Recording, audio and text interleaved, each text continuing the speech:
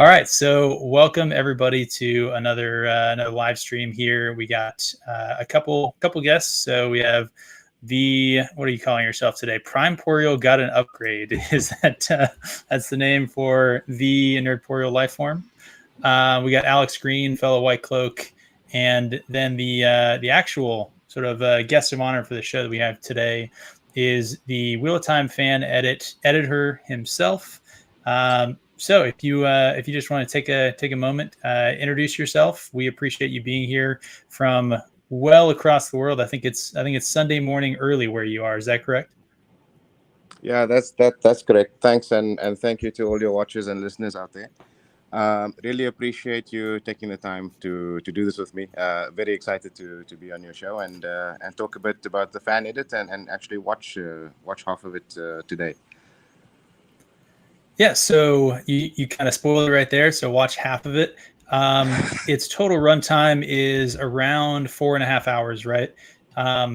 The actual show itself was a little bit shy of 8 hours, I would imagine, right? Is that Yeah, I guess that's once you cut down the credit sequences and stuff like that, do you happen to remember kind of what the total runtime was you were working from? Yeah, I think it was around 6.5. Once you take out the credits and the previously ons and that type of thing. Really? Probably around 6.5 hours of actual footage. Okay. Yeah. So that's actually a little bit less than I would have expected. Previously on, I don't think I was counting on that. Honestly, I didn't time it, but I think between previously on, I mean, that's usually a few minutes, and then I suppose, actually, it's longer. You're right. It's around 7 hours. I did also cut out all the cold opens because obviously for a film you can't interrupt it each time with a cold open. So that was another, let's say, half an hour of footage. So that's So more or less 7 hours of actual footage, and then 6.5 if you don't count all the other cold opens. Okay. Yeah. Well, here I'm just going to greet a couple people. We have Daniel, Trip, Aldan, who I think it's probably Sunday morning early where you are as well. We have Kaladin, Constantine, Kevin Adams, Thumb Maryland, and not sure if I've actually seen you on one of our live streams before, but Zapetish. Hey, if you've been on before, welcome back. If this is the first time, welcome to our show. And if you were here before, sorry for forgetting. And hey, we got Trip. Okay, so I think that's everybody here. We got a few other people maybe. And yeah, like you said, this is going to be, you said when we're in the backstage, right? This is the first time you've done this, right? With a live watch? Yeah, exactly. So this is going to be an interesting experience, actually. I've not, besides maybe just in my own house, I've not actually watched this with any sort of audience. So that's going to be fun. Maybe a bit nervous for me, but I'm hoping you guys enjoy it. All right. Well, we'll keep that in mind. Hey, we got Amanda Manethra in here, and Prophet just dropped in as well. Okay, so I gotta ask. You did some cuts here, and then after I ask this question, I'll shut up and I'll let chat and my panelists here ask some questions.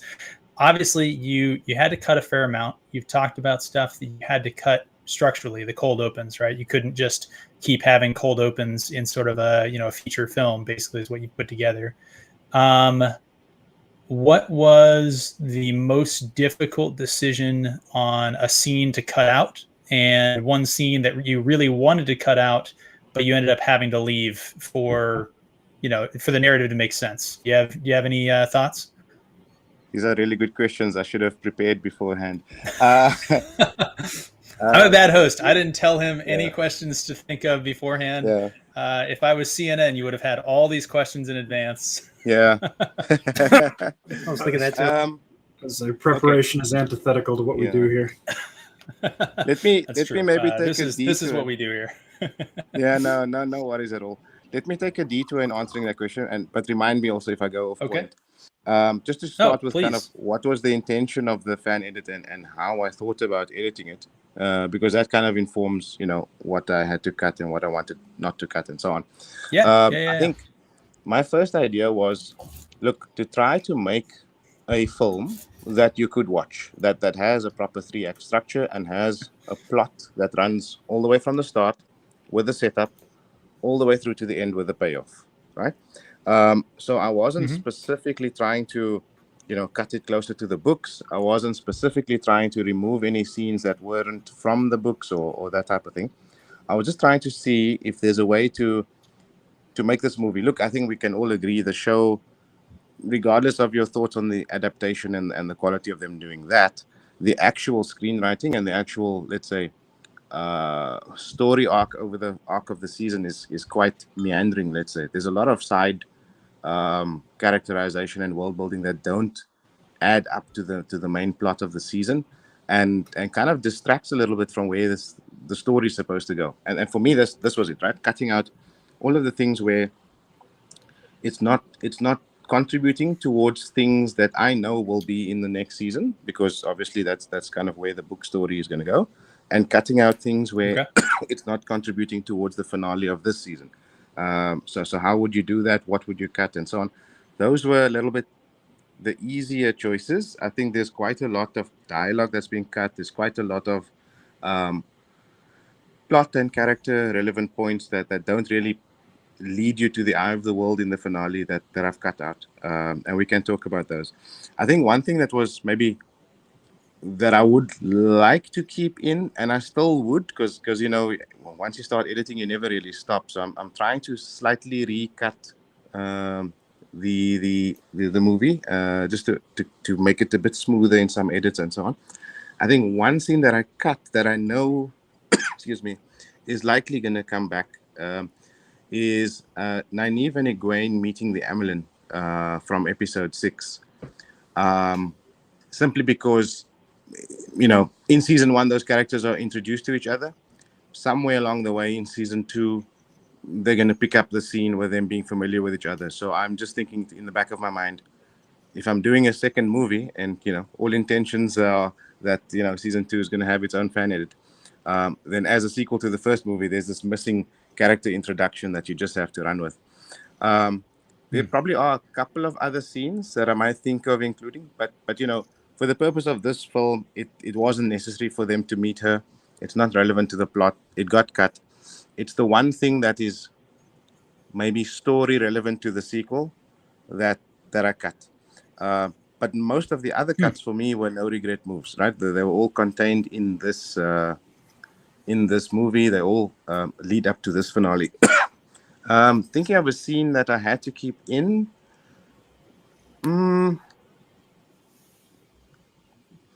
I can't think of any, to be honest. I've cut quite severely. I've cut whole portions of things that well, one thing so here's a super interesting one, and this will come in part 2. And I'm really thinking of cutting it because unfortunately it's book accurate, but it doesn't need to be in the film. Is the Lan Nynaeve balcony scene where he's giving her that kind of poetic speech. I've cut out a lot of things around it, and now it sort of feels isolated. And I know it's verbatim from the book, so it will hurt. But depending on where and how the relationship develops in season 2, I might not need to establish all of that so strongly in season 1. If I've cut everything else around it, I might as well cut the balcony scene as well. So yeah. Okay. But I have a question from very difficult questions. Perfect. So I have a question from the chat here that I know the answer to because I did briefly skim through it just to make sure that none of the file was corrupted when I downloaded. Yeah. Were any of the scenes reordered? So in addition to cuts, did you move things around? Yeah. I've moved only two things around. The cold open number 1, right? So we'll see when we start the film, we'll see that the cold open is not the cold open from episode 1. So clearly I've taken a cold open from somewhere else. And then secondly, there was one part in episode 5 where Nynaeve and Liandrin are talking in the corridor, and she's telling her about going to the garden, and the persimmons are in season. And the very next scene in the TV series, in the very next scene, you got Loial dragging Nynaeve into the inn to greet Rand and Mat. And that was always really a weird edit in the episode, right? Like there's like no elapsed time between the two, and it feels like the 1 minute she was in the White Tower corridor, and the next minute Loial's dragging her in from apparently the garden. So I've put the later scenes in between those two scenes to give it the space of time, and then you can sort of imagine that, she's gone to the garden, Loyal's met her there and brought her back to the inn. So those are the only two places. I haven't done sort of in the way of flashbacks or anything like that. There are, excuse me, maybe one or two scenes where I snipped out very, very small pieces and copy and pasted repeat scenes from elsewhere, but very, very short, sort of few seconds at a time, just to fill in gaps. But other than that, no. Everything's in linear order, which is also a surprise. Like, I thought this would be much more of a surgery, but actually it's just cutting things in order and removing all the diversions, and the main story is kind of there, right? It all leads to the finale in the end. All right, so I'll ask. So Brian, as another panel member here, you just recently watched through the entire series with various other channels. You're reading the series of books. Do you have any questions before we start? I'm just curious, what ultimately inspired this edit? Was it your dissatisfaction with the show? Was it the Robert Jordan source material? Was it the Eye of the World? I'm still new to Wheel of Time, and I just saw this Amazon show for the first time. It's the worst thing it's the worst adaptation of any show I've ever seen, of any source material I've ever seen. Like, there were so many scenes that they could have put in the show that they didn't. Like, the age of missed opportunities, in my opinion. I'm just curious, like, what really, like, I'm just curious what inspired. And I'm an amateur editor myself. Like, I'm still learning stuff. No, me myself. too. So no worries there. Actually, it's quite a combination of things. I think number one was a bit of dissatisfaction with the show, just in the sense that the story never really gets going. Right? There's always side quests and there's always side character development. The mystery box around the dragon requires them to put in red herrings in episodes that become distracting, and I just felt that, especially mid-season, right? Like, where are we going? We're running out of time. We're running out of episodes, and it doesn't feel like we've gotten any momentum behind the season.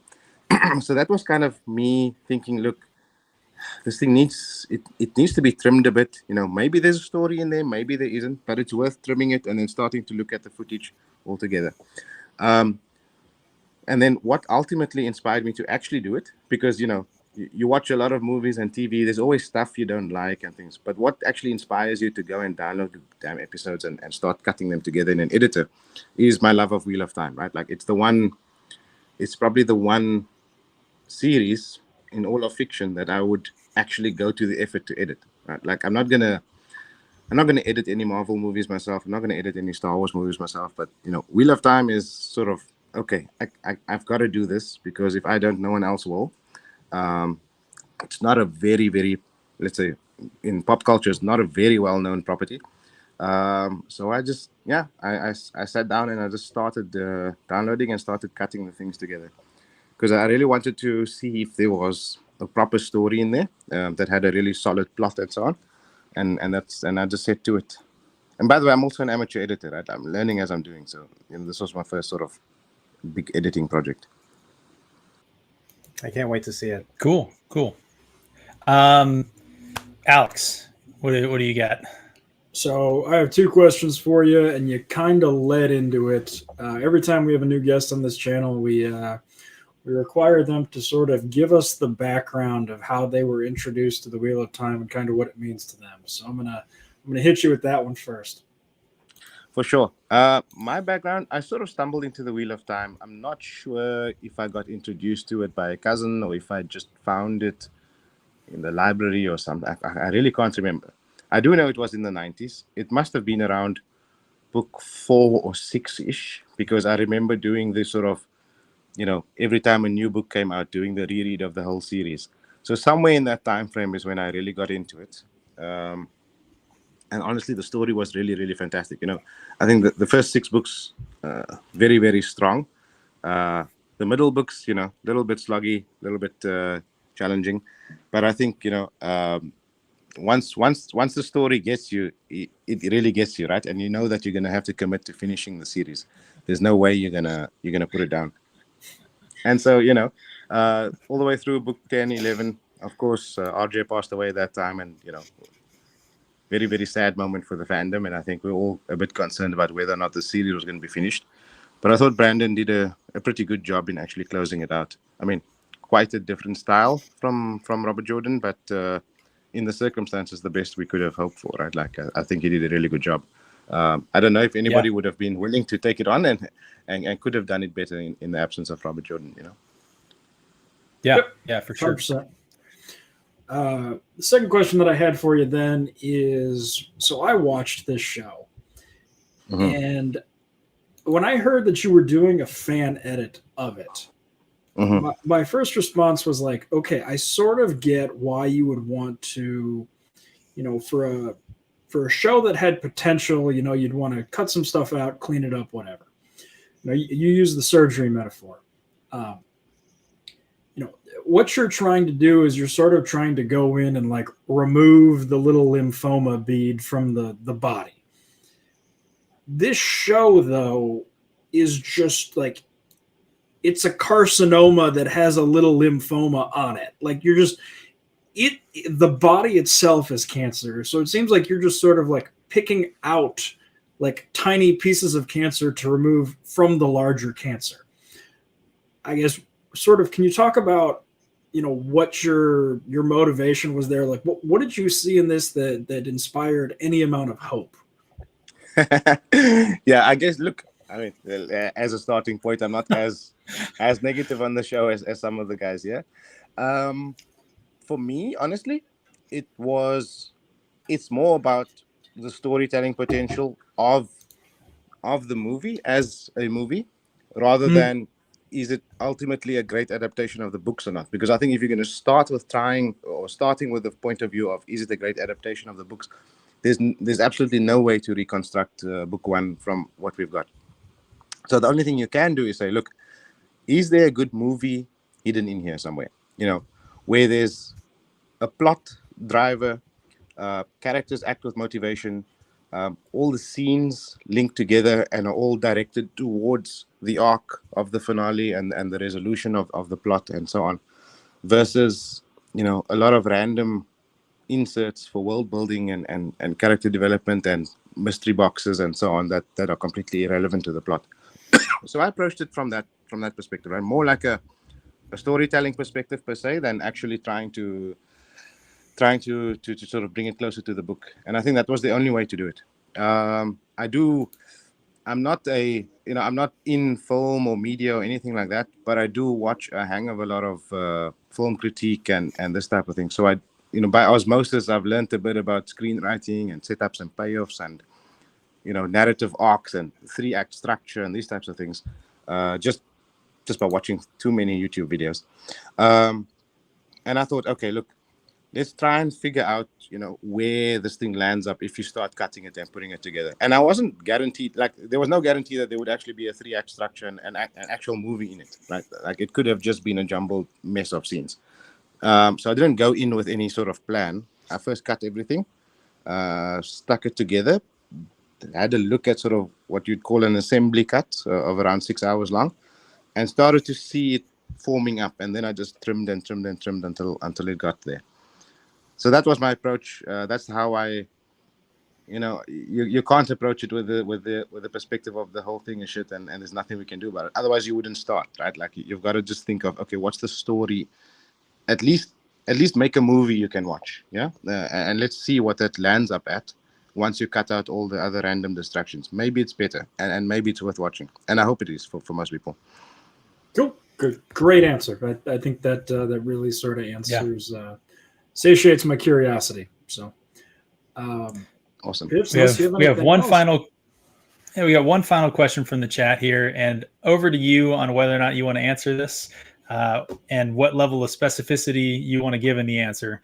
The chat is asking, where are you from? So I think I said for just kind of an intro that you're several hours ahead of I think most of us here in the U.S. and Canada for our hosts. Where how would you like to approach that answer? No worries. And I think you'll know my nationality from the edit itself. I have the credits at the end. So I'm from South Africa, born and raised there. and currently living and working in Dubai. So hence quite a few hours ahead of you guys. Yeah, for sure. All right. With that, and chat, please continue to throw some questions. I'll put them up, and we'll probably some comments, things like that. But we're gonna try and just sort of play it without too many pauses or anything like that. Just try and play the whole thing through. I think we. If you're just joining now, looks like maybe a few people did. We're gonna watch for about 2 hours, 24 minutes, something like that, on this part of the fan edit, which will leave about 2 hours left for the next episode of this that we'll hope to do hopefully next weekend. But if not, we'll put out the schedule as we get the opportunity. So with that, let's go ahead. Before we do this, I will go ahead. The link to the Discord, if you want to watch along, is in the description. And let me see if I can drop one more copy of the link. See if I can do that right here into the app here before we actually get going. See if that goes through. There you go. So the link is now in the chat. It's in the description. If you guys want to watch it with audio and without the watermark, go there. And without further ado, let's go ahead and play it.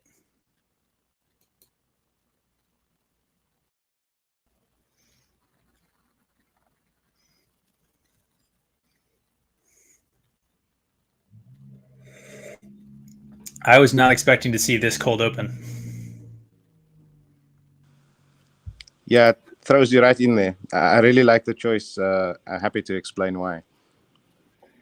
I thought it was going to be the episode 8 one, but that's I think this may have been a better choice. Certainly a much better hook. I mean, I have some problems with this scene, but like this, at least, like you said, throws you right into it. Yep. Now, did you cut this scene down at all, or is it just the scene sort of as is?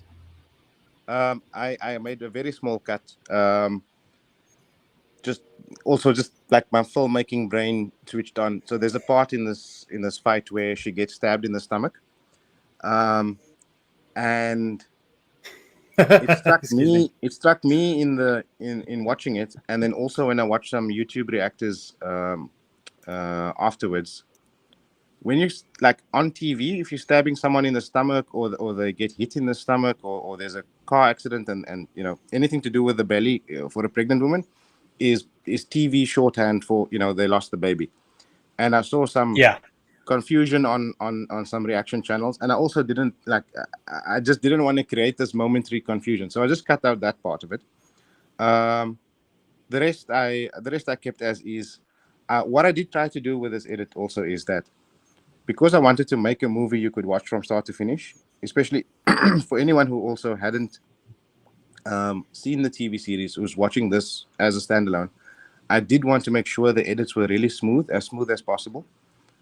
So I didn't cut any scenes down where the edit, the front half of the scene and then the scene that immediately follows would have been a very janky sort of cut. So I tried to avoid that, which does mean I left most scenes, the scenes that are selected to be in, are mostly left intact.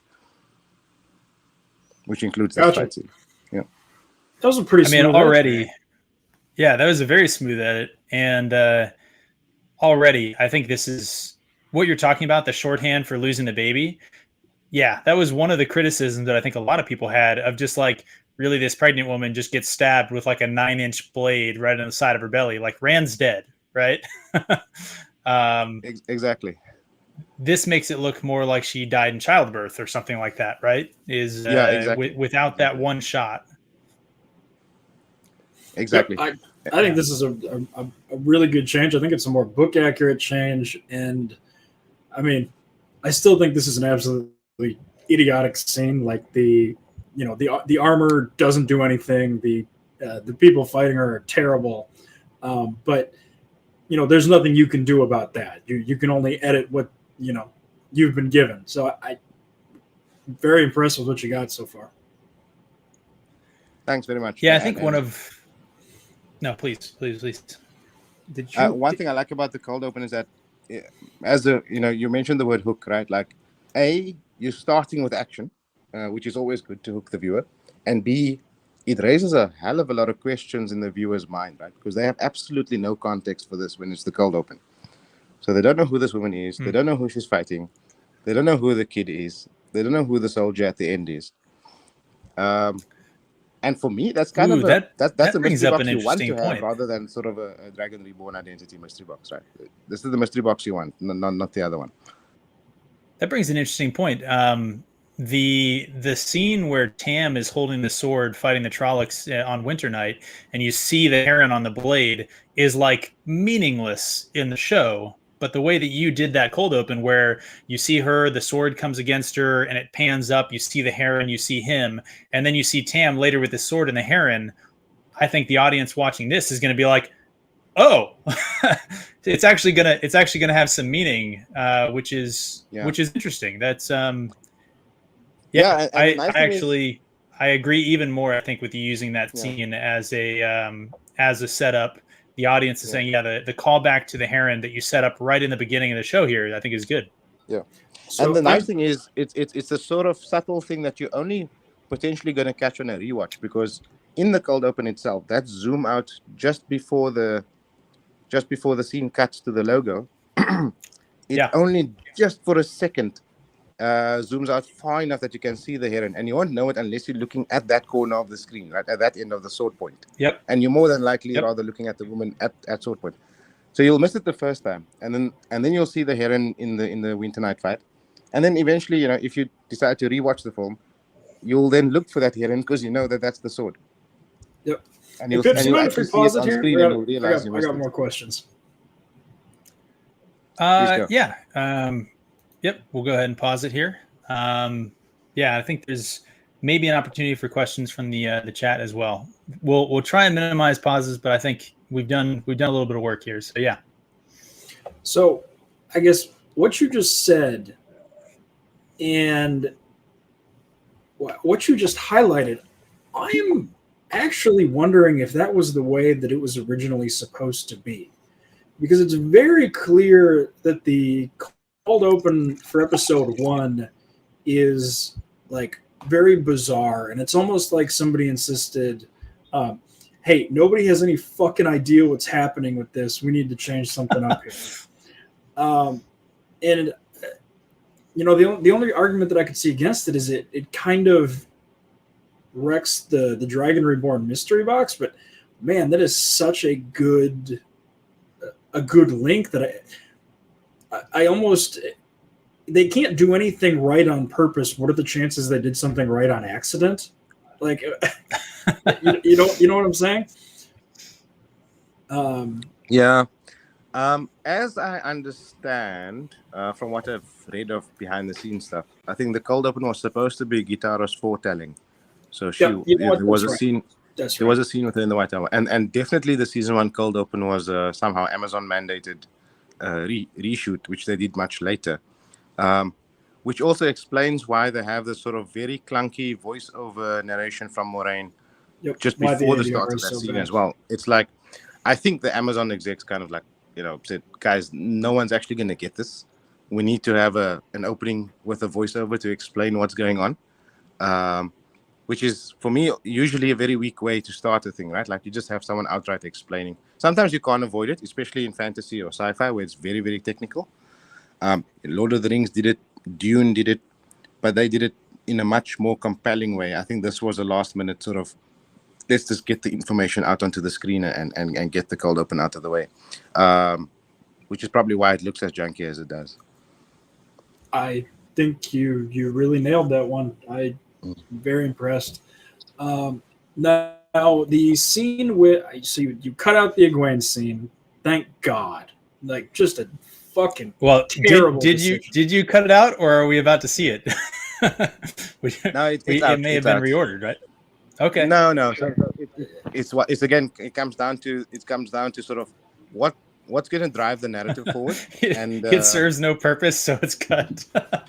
Basically, yeah. Look, I mean, it's kind of character, it's kind of world building. There's a bit of lore in there and so on, but it's not really critical, and so it goes. Yep. I totally agree. I couldn't agree more. Yeah, and this is the difference between cutting the series into a movie versus cutting each episode, trying to move things around and edit it and so on. One of the nice things, let's say, about deciding to do this as a film is that it really forces you to cut, right? Because you have to find time saves. You absolutely have to. So you have to take sort of a clinical precision to each scene and say, does this scene contribute to the finale of the movie and where the story is going?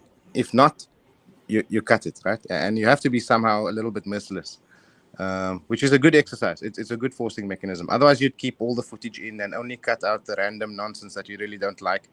But then it would be too bloated and too long. Yep. Okay, so I have to ask this question. Because I've seen other people try and do this. Have you seen the Winter Dragon sort of Lews Therin and Ishamael scene? Have you seen that one before? I've seen it. The one that Red Eagle Entertainment did. I saw the original, and then I also saw the cut that the Dusty Wheel did as a sort of also a bit of a fan edit, and it's very slow and boring, unfortunately, the way it was shot. I thought the Dusty Wheel did a really good job with the edit. Like it actually feels like there's some tension in the scene with the way they cut it. So I'll agree. His edit, I'll agree with that. His edit is an improvement. Did you have any even like a moment where you thought about trying to cut that scene into this movie to preserve the prologue from the books as a sort of a narrative, or was it like it never entered the thought process? I probably briefly thought about it, but I don't think it ever seriously entered the thought process, because again, my approach was going to be, let me make this into a movie that you can watch from start to finish and tell the narrative as is. I wasn't deliberately setting out to try and make it more book accurate.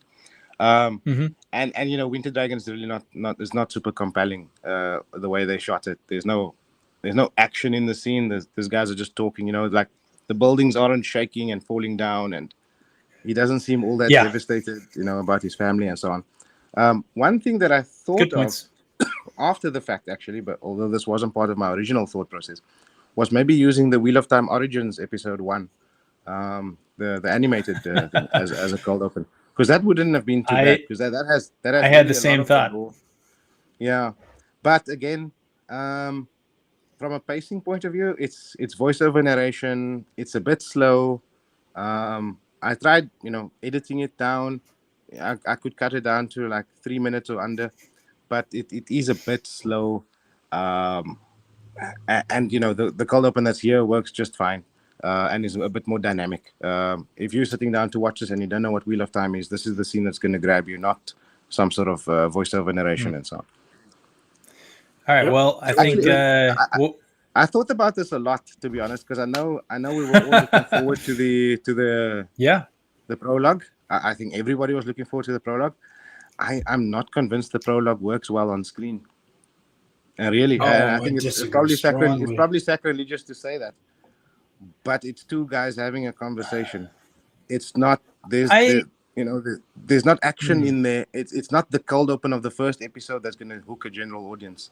It ends with a big ass anime fight. Dude makes a fucking mountain.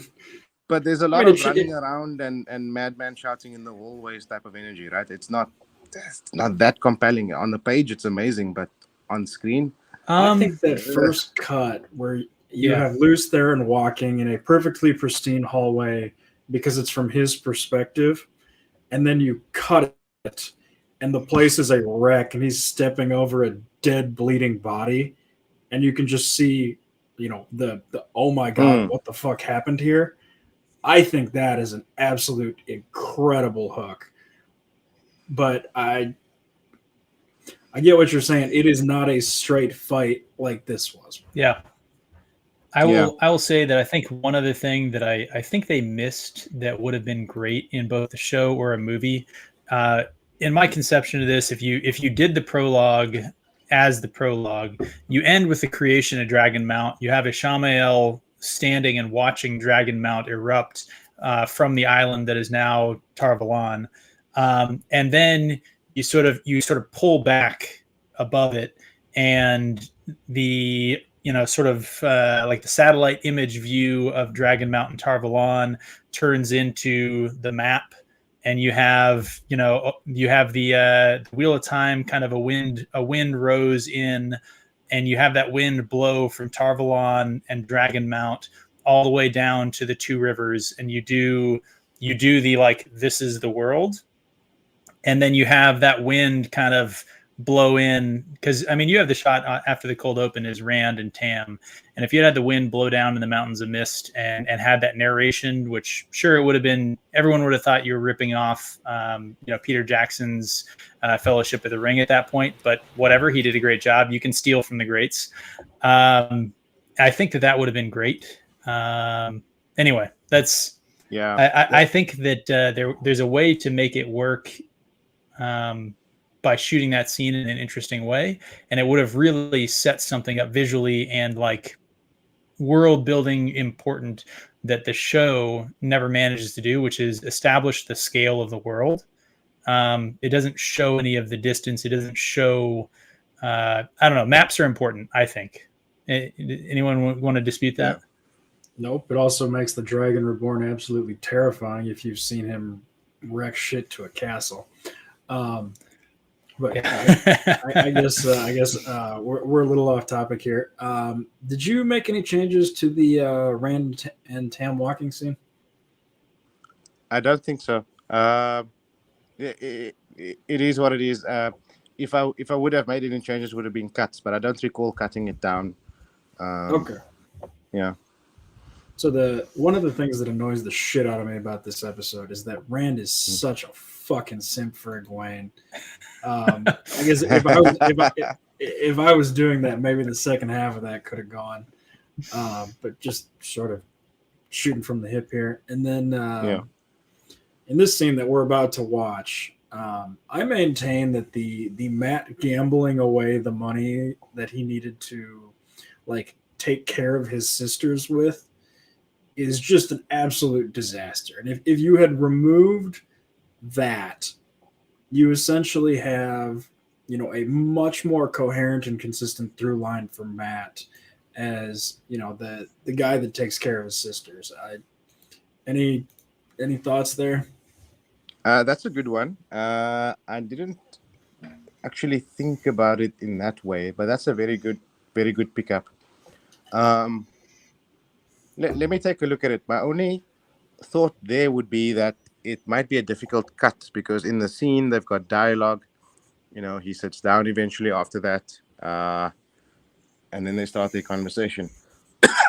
Yeah, totally get it. Yeah. All right. That's a good. With that, I mean, let me take a look. If there's a way to cut it without making the transition look quite janky, could be worth looking at. Yeah. All right. All right, we're gonna go ahead and play, and we will try and do less long pauses, guys. The chat's getting anxious. We'll go ahead and play the video here. Alex is used to our rewatches. We paused a lot more frequently. All right, here it goes.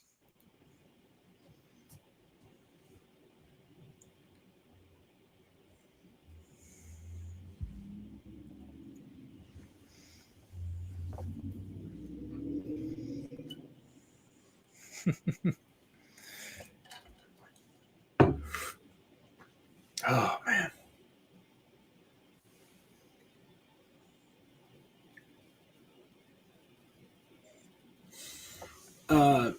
Did you keep the Loghain invading Gildan cold open anywhere? It was one of the things I needed to cut, unfortunately. I'm working on an next version of the edit where I might bring it back in, but then I would definitely turn this into a 2-part movie that could have separate cold opens. It's one of the things that that was probably one of the most requested scenes that I had cut out. It just I couldn't find the way to put it in without it feeling like a cold open that got inserted in the middle of the film. Yeah, totally get it. I was just wondering. Well, actually, did invading Did the attack on the camp make it in? I know you said you gutted a bunch of episode 4. The attack on the camp made it in because you need to set up that he got gentled. But I significantly edited it because it was quite choppy in the original footage. So I tried to cut it down as much as possible and just sort of get them to the cave and just get the scene done with and so on. Gotcha. So what was the justification for them attacking the Aes Sedai, or is it just big army? No, there's a line that they say Logain's army will come to free him, right? Yeah. And essentially it's still essentially that, because I mean there's no other. I can't invent scenes and I can't invent dialogue that isn't in the show. So it is his army coming to attack and rescue him, sort of. But like I said, I tried to cut down the battle itself. I can explain it when we get there. The editing in the episode of that battle was very, very choppy. Very, very choppy. Like the scenes that are like 3 seconds long consecutively. Yes. And made the geography very hard to follow. So I tried to streamline it quite a lot. Literally every action scene in the show is a collection of 1 second shots. Them running out of Sugar Lurger is it's like an ADHD child was given Microsoft Video Editor. It's funny you talk about the battle scene at the Aes Sedai camp. I think I once tried to actually edit that together into a I tried to chop all the quick cuts and like stitch them together in chronological order. And I banged my head against the table and stopped the project because it was more than I was willing to do to it. So I'm interested to see how you did it. I can imagine that was a exercise in frustration with all of those quick cuts. Yeah, and cutting the footage is probably okay. Like you think of, okay, so what are the main, let's say, beats that you need to hit in the battle, and try and cut out everything else. So when it cuts away to an army running through the forest, you snip that piece and so on. The biggest challenge was actually blending the audio through all of that, because there's a lot of stuff happening in the center channel and in the surround channels and so on, which you need to take care of, because there's people shouting, there's people charging, and whatever else. So there's a lot of trickery in the audio tracks to make that work properly. Gotcha. I think that was the hardest part of it. Gotcha. So since our last pause, did you make any changes to this, or is it just kind of you just let this one run? Are we in now? I made some cuts to this to shorten it. You'll see. So it will end with when Moiraine and Lan enter, and there won't be too much running after that. Oh wait, sorry. Are we already at the? Yeah, they already walked in. Yeah. We're about to get the pocket strawberry explanation. Yeah, you're gonna get the pocket strawberry, but I think I cut it short at some point here. Now, but I actually had a relook at this, and this comes back to kind of the storytelling, narrative thing versus trying to make the adaptation work. The next scene, which I've cut out in this version, I'm going to need to put it back. And the reason why is because it sets up that Egwene wants to be a wisdom, and Rand you cut the scene of them sitting on the mountainside, didn't you? I cut that part out. So I felt like... And that's the part you're saying you'll have to add? No. The part that's straight after this, where they basically jump each other's bones and then have the discussion afterwards. Because you need to have her telling him that she wants to be a wisdom. It sets up a bit of a narrative arc that pays off later in the movie. Without it, it does work, but it's kind of better with it there, because there's a small bit of world building and character building that there's a beat in that scene that really works well. Even if you don't want to see the rest of it, you got to fight your adaptation versus storytelling. I like the cut you made there, having them bone right away. sort of undercuts them boning in episode 7. Like, and not that doesn't deserve to be undercut, but like, you know, I think it's a good change. You know, if you're going to culminate the romance later in the season, I think that makes sense. Yeah, and it's a question for me of whether or not to reinsert that scene.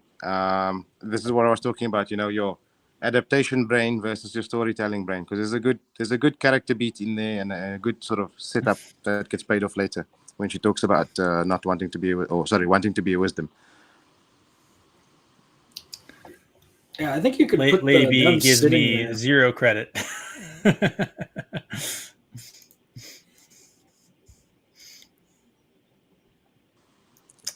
So in this scene here, we have the Dark Rider showing up at that point in this series was, yeah. I'm surprised you didn't. Yeah, I think you could move that either forward or backwards, because it's just like, you know, it's nighttime. There's a guy, and then he does nothing. Like he doesn't loom over anything. He doesn't look at anybody. He just kind of, he's there, and then he's not. Yeah. So you just, in that scene, you just cut out the fact that he was a thief, right? Is kind of what happened there. Exactly. So for me, this is him selling the family jewelry rather than something that he stole. Yeah. I wish you could have cut out. Yeah, I wish you could have cut out the "you're a right bastard" or "you're a rat bastard" or whatever it is he says. But I like at least the cut that you did do. That's yeah, I think you have to establish Paddon Fane's sort of attitude, I guess, because his response to him is sort of like, you know, pleasure doing business with you, and he has this wicked smile on his face, and that's a good sell. It's a good character beat. I don't like the modern swearing, to be honest. Yes. But what can you do, right? Like, that's the dialogue that's in the episode, and I can't. Yep. You know, I don't have control over what he's in. Yeah. I can only cut out. No, I totally get the cut that you did make there. It's, you know, when I say I wish it could have been cut out, I wish that it wasn't in the original, I suppose, is really a more fair way to say that. This scene, I'm a little surprised that you left. I know some people. I get it. You want to have the big emotional moment such that it means something when Tam bites it, but it also is like it doesn't connect super great because Tam doesn't matter. At least that's my Yeah, I feel like this is one of those ones where it's trying to do some world building and some lore and stuff like that, but I feel like it doesn't actually get it right. And yeah, I'm curious. Okay, so you left it in. Why did you leave this in? If you're watching this as a movie and you don't know about Wheel of Time, this is a fantastic scene. Yeah. It's heartfelt. It explains a bit of lore. It makes you appreciate Tam as a character. You see the village and you know, all the people in the village going through some sort of ceremony. So you get a feel for these people right before they're about to be attacked, right? So you're creating sympathy in the audience. It's good filmmaking, like from a story beat perspective. You bring the audience into these characters, and then you flip and attack them and make them defend their lives, right? And then the audience is invested in their winning the battle. Kind of like the calm before the storm, right? Exactly. Yeah. And without this, you don't really know what this village is, who these people are, and you're not invested in the attack as much. Now, you can have problems with the world building and the way they've done the lore and this concept of the wheel and so on, which, by the way, they've really leaned into during this season. But in the end, for better or worse, this is the law of the show, not the law of the books. And so you have to. There's some stuff you just got to keep in. Like it's the story that the show is telling, and it's the story that the movie is going to tell. Because I can't write and shoot my own scenes. And so you sort of just have to make that choice to keep it in, right? Like in the end, like I said, you can't go into this thinking you're going to edit this closer to the books, because then you're going to end up with something where you'll cut out so much that the story won't flow properly. And so my objective from the start was, let's just make a movie. Let's just find a movie in the footage and make that, whatever that movie tells, and try to make it the best version that it can be. Gotcha. Now I noticed you cut out Perrin and what's her face at the blacksmith. Yeah. Do you feel that not having that undercuts? Well, actually, did you keep the love triangle nonsense from episode 7? Nope, it's gone. Oh, perfect. Okay. Yeah. I like it better already. Yeah. I mean, for 2 reasons, right? One, it's completely irrelevant to the arc of the story. So just from a storytelling point of view, it just doesn't need to be there. So cut it.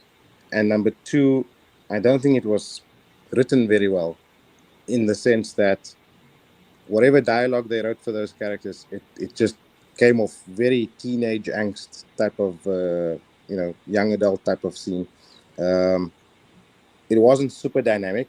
All the characters, if you remember, if you haven't blanked it out yet, if you remember, they're just standing and shouting at each other. There's no dynamism in the scene. There's no dynamism in the dialogue.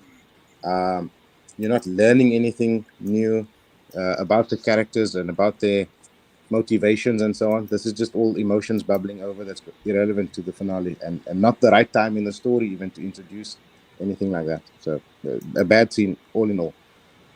I agree it's a bad scene all in all. I disagree that it doesn't tell you anything about the characters. I think it tells you horrible things about Perrin. But I'm glad you removed it, because then you no longer need to engage and think about the absolutely awful things that Perrin has done. Okay, this one right here. You didn't remove Nynaeve trying and failing to help Senbui. Yeah, you need to understand her, right? She's the healer. She's the wisdom of the village. Every death is on her conscience, right? Whether she's to blame for it or not, she lives with that guilt. So watching her see someone in the village die is like really, really, it really hurts her, and you can see that on her face. Right? See, and by the way, they renamed that character, right? So it was going to be Senbui, and then in the episode they just called him Old Man or something like that in the end credits. So officially speaking, Senbui still lives. Okay. So this is the scene we were talking about before, with the kind of payoff from the way you pick the cold open. Yeah. And it's a lot better than what it was in the original edit, for sure. The original show, it's basically meaningless, and we never really get a good explanation, right? Yeah. I think this is much better. Thing, I mean, one of the main things that everyone can criticize that the season lacked was anyone remarking about Rand's sword, until the season finale, basically. And B, the lack of Lan training the guys on any sort of battle tactics. Yep. Because it would have been both nice. Of those were. Yeah. And they had a good moment, because if you remember in episode 2 with the Manetheren speech, Moraine's telling them about the old blood running deep, and they will need it in the days to come, and so on. The payoff right there would have been to have some sort of attack in the next scene or so, where the kids actually do something, right? Like, you don't expect them to be warriors, but somehow through some old blood, through some Taviran luck and things like that, they survive, right? And maybe Lan and Moraine are probably doing most of the killing. You gotta take that scream out. You gotta take that scream out. I know it hurts you, but it works from a storytelling perspective. I don't know. Okay, so you and I see Nynaeve in this show super differently. Yeah. So without Nynaeve sticking around to heal the people in the village, what is it about Nynaeve being a healer that you can actually connect that dead body to, because she abandons the village. There's no way around that. She legit just says, screw you guys, you're on your own.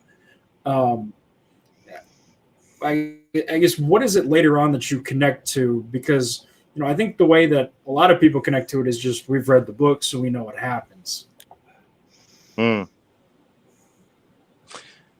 make a good point, because now I'm thinking back. I did cut out the scene with Moiraine in the cave interrogating her. So in the movie, you don't know she's the village wisdom. Yep.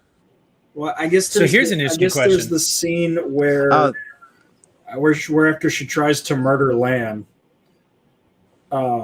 where she's tied up and then she gets the flowers, because this entire thing was jacked from Fellowship of the Ring. I guess I struggle hugely, and I know this isn't your fault. I know this is the production fault, but her not sticking around to heal the village just utterly assassinates her character, and I don't know if there's a way you could fix that, if that makes sense. Yeah, that's a good point. Honestly, it's one of those movie magic things, because her trip to catch up with Lan and Moiraine happens off screen. So you're not, again, in movie magic terms, you're not made aware of how much time has passed and how long she did or didn't stay behind in the village before she left. So you can sort of wave it away. It's one of those things, like, if as with most movies, there's stuff that happens off screen that you have to assume, and this is one of those things where there's enough time and enough absence of her during the episode 2 scenes, that you can assume that she probably had the time to do that. Did you ever seriously consider cutting Layla entirely? So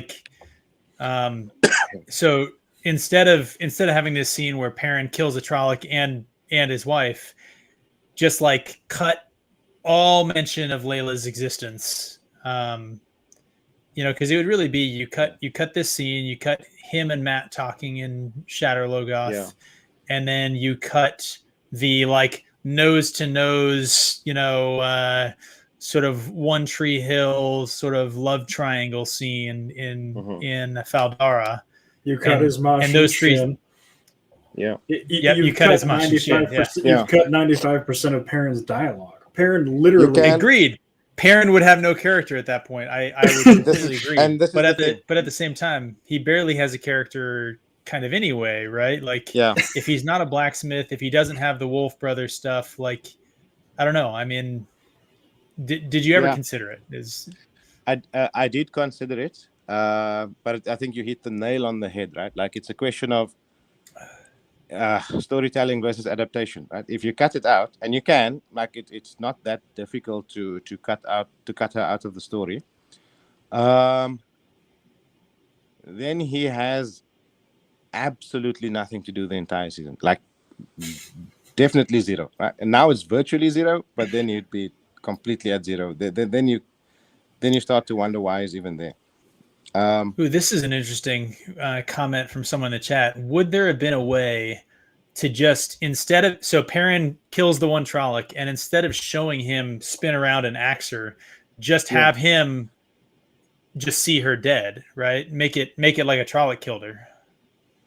That's still it. All of his dialogue is about being guilty, though. You don't have but he could be guilty about not protecting his wife, right? That is actually a reasonable response. But you can't reshoot the dialogue. No, I'm just saying that him feeling guilt in response to his wife dying when he should have protected her, he doesn't explicitly say very many times. I would not make it her wife. I would not make it his wife then, because then she could just be somebody who died who he couldn't save. Also fair, right? If you're gonna cut out him actually, axing her, then she shouldn't be his wife at all. So then you cut out the whole thing.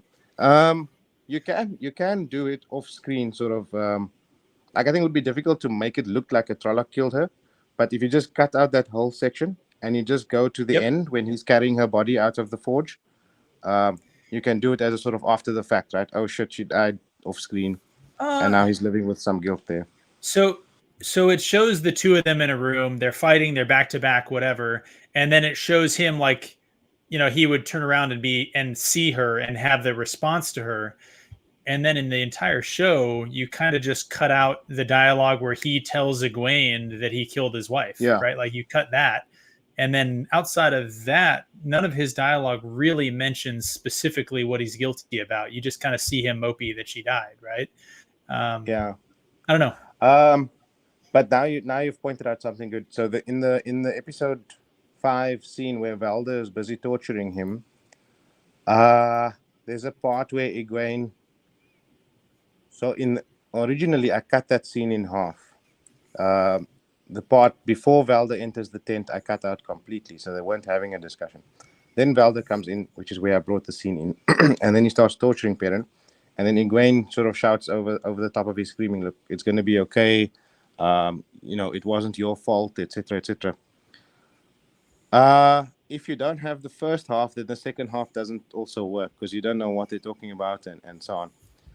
So you'd have to tremendously rework that entire scene if you're going to cut out Perrin and his wife and so on. Now, it's all coming back to me now because I remember trying to do this edit and then having to go back and fix things and so on. There's too much to do at that part of the, in that scene. So you're better off just keeping all the stuff in from episode 1. It just makes your life easier later. I totally forgot that they stopped to make eyes at each other with Tam fucking laying dead on the horse. Yeah. Oh my god, who made this disaster? Did you think about looping in the episode 7 stuff? The flashback to the book accurate scene where he's running through he's trying to get Tam to the village. I know it was very, very brief, and it probably doesn't fit really. Yeah, but just a question. Yeah, no, it's too brief to. It works in a flashback and not in scene because it's too short, and it's you'd have to cut into it, and it would be sort of super out of context. One thing I'm thinking of now that I'm taking a relook at this, in the end when they're departing the village, one of the things that really hit most people and why they say episode 1 needed just 5 more minutes is that they don't properly say goodbye. They just Moraine says they need to leave now, and suddenly it cuts to the shot where all the family is like yeah. So there's no moment where the parents act like parents, right? Like it was a very weird scene. Yeah. So one thing I want to play with is just adding a bit of voiceover dialogue that taken from elsewhere in the episode. So when it pans over Tam, I could grab the dialogue that he was discussing with Bran and Meryn in the inn, where he says, Aes Sedai pulls strings from the White Tower, or I could pull from episode 7's scene where he's talking about, Rand is a good name, or we found this boy in the cult. I'll double check that just as a voiceover, right? So you think that this is some conversation they had or something that our EF5 overheard or spoke about before they left. With Egwene's parents, I'll probably just pull the line from Bran that's not in the movie when she comes back from the river and he says, "Thank God you're alive," type of thing. I could put that in there. For Matt, when his parents and his sisters are there, I could take the line from his mother that says, "You're gonna grow up to be just like your dad," and just leave it at that. So it sounds a bit more motivating than that type of thing. And I think just having those little voiceovers inserted would probably make it for a. It's not the same as showing them say goodbye or packing up or things like that, but at least would make it seem as if they had their goodbyes. Yeah, I just noticed. Yeah, you cut out a lot of the damage done to Abel Cawthon and Natty Cawthon, right? Like those scenes were pretty much fully cut. Yes. Okay, yeah. So if I pretend to be Zack Snyder for a second, do you feel like Matt not being dark hurts his character? No, because he can be poor without being a thief, right? So if you establish that he's poor and he's doing things for his family and yeah, if he's poor now, then his luck coming in later is a good turn in his character, right? And the fact that he's desperately trying to help his sisters, it's a really good character motivation, big brother looking after little sisters and so on. I think that part works. He doesn't need to be dark at all. Preach. Question from the chat here: whether or not you considered using Rosamund Pike's voice from the audiobooks to do some of that ADR work, the kind of voiceover. I know other people who have worked on fan edits tried similar things, but so I never considered using the voice from the book, nor did I consider using the original soundtrack to plug in sound and so on. It was just maybe a bit above my editing skill and experience to start messing around, very much with those types of things. And that's also another reason that I mentioned at the start, right? Like most of this edit is completely linear. So all the scenes are in the order that they were. And it's just easier to edit that way. And I don't necessarily have the skills to do it. Now that I'm, taking a relook at it, I might consider in some places. I'm still trying to think of a way for episode 6 to leave Matt in his sick bed rather than him joining them at the Waygate. And you'd need the line from the book, right? He needs to stay here because he's not fully healed, something like that. Yeah, unfortunately, he's in every single shot as they're around the Waygate, and they didn't do what you said, the logical thing of just saying he's too sick, he's staying with the Yellows, Yeah. So I will say, kind of an answer to the question about using Pike's voice. Really strangely, to anyone who's listened to the audiobook, Rosamund Pike doesn't use her show Moraine voice when she's voicing Moraine the character in the audiobook. She narrates in her show Moraine voice, but then she speaks Moraine's parts in a slightly different voice. So you actually can't take her audio narration. It's really bizarre from sort of a meta perspective. Interesting. Did you consider taking the there are neither beginnings nor endings from the end of episode 1 and putting it at the beginning? It's a bit long for the amount of footage there is, so it would have been tricky. The challenge is also that in the end of the episode, the voiceover that she does do, it's not only is in the over channel, the video. It's in all like 5 channels, and Okay. you can't separate it from the music. I did look into that, but unfortunately no. Makes sense. Let's see. Do you still have Moraine kill the Tarrant Ferryman? Dane is going to be Yes, we are going to see the murder. You have to have it because Egwene Because references it's back referenced to it. later. Yeah. So there's stuff like that where you would cut things out, but it makes your life a lot more difficult later in the edit. And it really is interesting that so it really is interesting hearing your rationale for some of those, because I think it's one of those things, like as a fan of the book series, you're like, man, like I would cut this scene, like Moraine killing this guy with the one power, like there's no way, this is so. But you're right, because from the editing perspective, trying to get a narrative that makes sense given what the show gives you, like the cuts would compound, right? They'd snowball into deeper and deeper and deeper cuts. And then you get the joke that somebody put in the chat about, what is this going to be 2 minutes long? Exactly. And incoherent at that, right? Because you'll jump from scene to scene. Yes. And I hope you've noticed there's there's no discontinuous cuts yet. Yeah, there's a few in the second half. Hey, it's very so well far. done. Yeah, so far I'll reiterate something that the comments put. If anyone from Amazon is watching this, hire our guest. He is clearly more qualified than anybody who worked on this show. Thanks.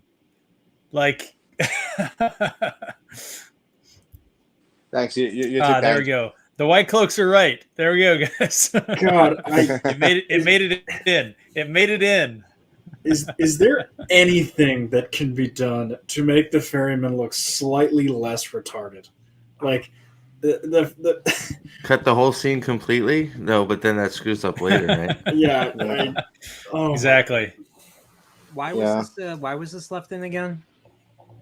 Because it's mentioned a bunch of times in later conversations. There's a couple of things, right? So here you'll see Rand giving Lan a very hard look before everybody departs, because he's just witnessed what's happened. And then later on, when Moiraine and Egwene are doing their training thing, she references, her killing the ferryman, and Moiraine explains, no, I didn't. He jumped in after I started the whirlpool game. It's important and necessary lore and character moments like that you just have to leave in, right? Because what the other thing you'll notice in this movie is that Rand's actually the main character, not Moiraine. So him being shocked at what they've done is like really important. His suspicion of them needs to be built up, because when he has his outburst later in the episode, it needs to feel natural, not that it came out of nowhere. So, okay, so I have to ask that question, because you said in this edit, Rand is the main character, and I've definitely noticed by cutting out Egwene jumping off or getting pushed off the cliff, by cutting out the Nynaeve Moiraine conversation at the well, we're gonna cut out Nynaeve recovering from the Trolloc attack here coming up, right? From what you said, I see that developing. Which character do you think you cut the most scenes from? So in order to make this movie, like which character did you cut the most of their stuff? That's a good question, and I haven't honestly counted. I would probably guess Moiraine, simply because she had the most footage to start with, right? So there was more numerically. There's just more to cut. Percentage-wise, I don't know. Maybe Perrin, I guess. I totally would have guessed Egwene, since she's the main character. I was gonna say, if I had to guess, it's probably 50-50. So you'll notice one thing. You'll pick up maybe subconsciously when you're watching the film. There is no scene without the EF5 all the way until we reach the Aes Sedai camp. So all the POVs are from their perspective, and that's because they are the central characters of the movie. So I cut out a lot of the Moiraine Lan conversations that happened all the way up to episode 4. We didn't see Lan's butt. We all appreciate that. We also didn't see that scene where Moiraine is looking across at them doing the lanterns. I see what you're saying, that you cut it to just be the Emond's Field 5. Deliberately so, because they need to feel like the mysterious outsiders, right? And this mistrust of them needs to be there. I gotta say, I mean, obviously, you're working with what they gave you, right? And that is what it is. But man, I will say, just if Amazon had hired you, they would have had 2 more hours to put the rest of the story into this show. I mean, it's thank you. I mean, I'll take the compliment, but it's easier to. I'll say one thing: it's easier to edit on the finished footage, because you can actually see the story play out. I think it's pretty damn hard to write and edit, with nothing in front of you, or even just with raw footage.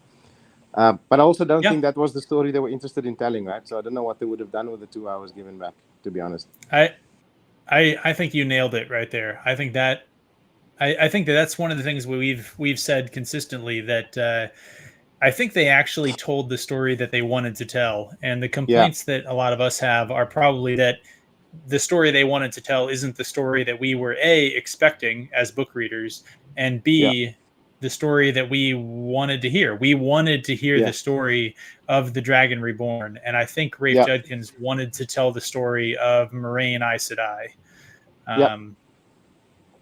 Absolutely.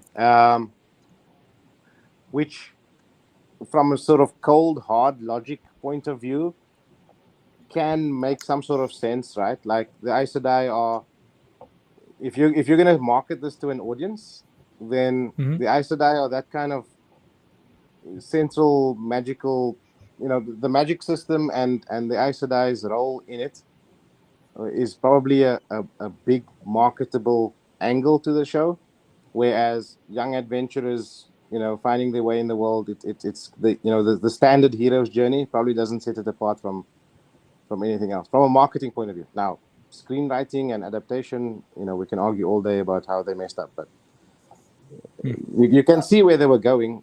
I think it ended up leading them completely down the wrong path, because now the story structure of the season is just completely wrong from the get-go.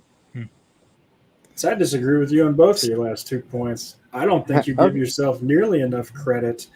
I think trying to edit off of finished footage is way, way, way harder than having a coherent plan from, a shot list, a script, a production team, and an editing team, than trying to take what was a failed attempt at, telling a story and then trying to turn it into another story. So I don't think you give yourself enough credit there.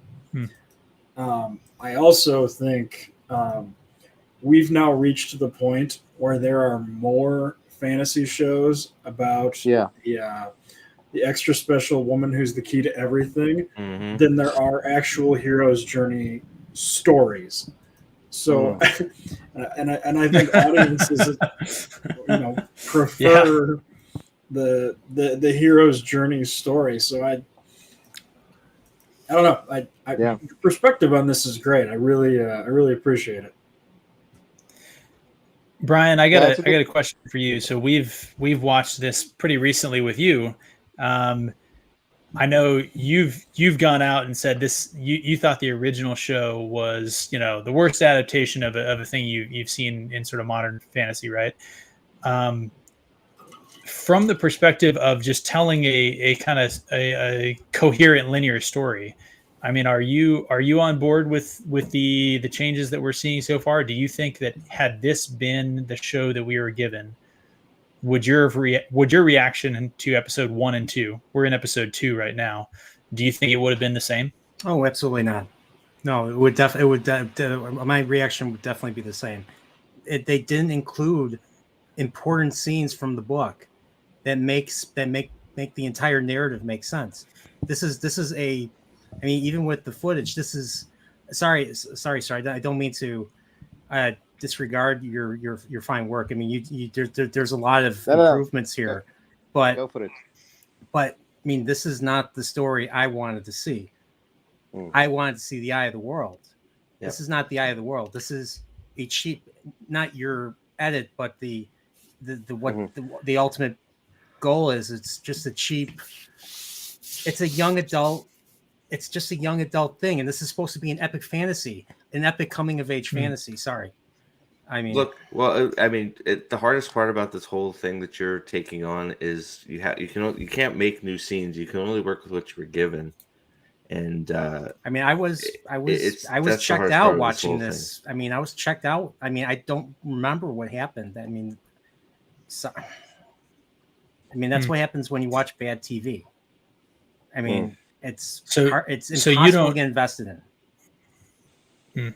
Because I can say, like, I feel like I can divorce myself from the books, which I think is what you were trying to do when you made this, right? You were trying to focus on what was given to us and try and make that as good of a story as it could be, regardless of the book lore. Throw out the idea that it's an adaptation and say, I'm going to treat this like it's an original fantasy story, and I'm going to try and make it as good as it can be. And I can look at that and say, I think that you've improved it a lot, right? Like I can definitely say that. If I had never read the books, this is a more compelling story to me. I do still understand what you're saying though, Brian, that like at the end of the day, this is still Amazon and Rafe Judkins' story, right? Yep. Yeah. Yeah. I mean, I will say, go ahead. I mean, in order to enjoy a show, you have to be invested in it, and the show has to. I mean, I as a viewer can try to really force myself to get invested, maybe hyper focus on what's going on, but it's really up to the writers and the directors to really push that. If they don't push that, then why are we supporting this? I mean, like, honestly. No, I think that makes sense. The counterpoint that I would make is, from a thematic subversion standpoint, it's less offensive. There's less of the, girls rule, boys drool garbage. It didn't say the arrogance in the first 2 seconds, Yes, I think that's a tremendous improvement, and I think you got a little bit more of these sort of, the Eye of the World was sort of an experiment in, how would a normal person react if, Gandalf showed up at their door and said, "Hey, I need you to go save the world now." I'd laugh and, as Robert Jordan would say, I'd laugh and go to the pub. Yeah, or run like hell out your back door while Gandalf is waiting at your front door. Yeah. So I think they captured a little bit more of that, so it makes it a little bit easier for me to stomach. Just getting rid of the arrogance is. Gosh, can I just comment on what we're seeing right here? So I feel like cutting some of the stuff with Rand and Egwene in episode 1 and having this, like, so you had the Emmonsfield 5, and now actually Rand is kind of the leader of the group so far. Like in the cut that you presented, like Rand actually is sort of a character. Like, Yep. Anyway, sorry, I didn't mean to interrupt you, Alex. I just wanted to get that because of what we're looking at now. That the way the edit has worked. I agree with what you guys have said. And I agree with what the chat said. It's not Robert Jordan's Wheel of Time, but inspired by Robert Jordan's Wheel of Time. Like, maybe if this was the show that we were presented, I don't think the White Cloaks subreddit would have gotten 5,000 members. I don't think that. I don't know.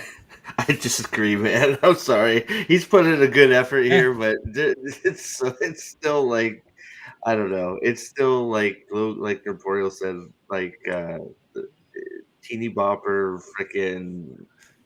It's still CW. Not another teen movie fantasy show. But come on, guys! Like, if they had done the Wheel of Time and it was just like it's like a YA Wheel of Time adaptation, like. That on its own would not have offended me enough to, get banned off Reddit and make a YouTube channel. Well, that's what we have, isn't it? That's exactly what we have is a young adult version of the Wheel of Time. That's all it is. No, I disagree. Well, yes. I disagree.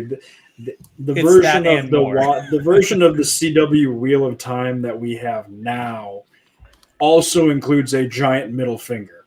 This is just a regular YA Wheel of Time. Well, yeah, okay. Yes. I think that's fair. Legitimately don't think it's possible to appreciate how much damage from an immersion standpoint that first cold open did.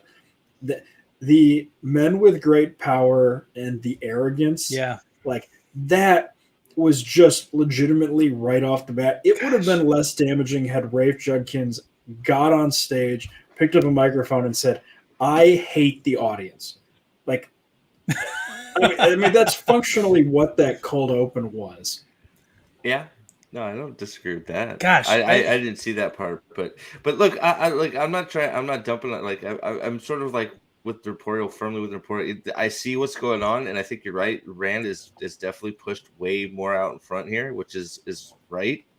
And you can only use what you're given, right? So I think what's being done is the right things. It's just hard to get over some of the things you're not seeing. But you can't add things, right? I mean, your hands are tied. Yeah, I want to call out this comment. So for you, for the work that you've done here. So Lady Balefire, friend of the channel, she's actually got a background in screenwriting, screenplays. She's done some work in Hollywood for actual real productions. Unfortunately, she couldn't be with us tonight. She's got work and other stuff. But she commented saying that, she thinks you've done a really good job, coming from someone with some background in audio engineering, screenwriting, and development. And she said, hey, you polished the turd, right?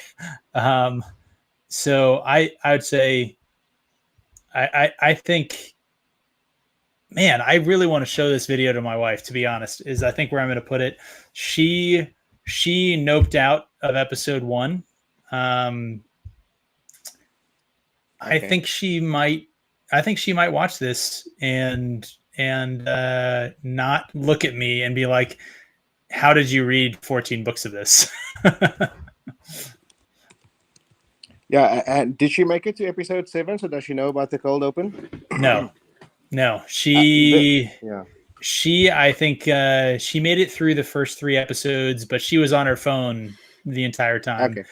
And I had to like try and force her to watch some of the later episodes. And she was like, you can do this to yourself.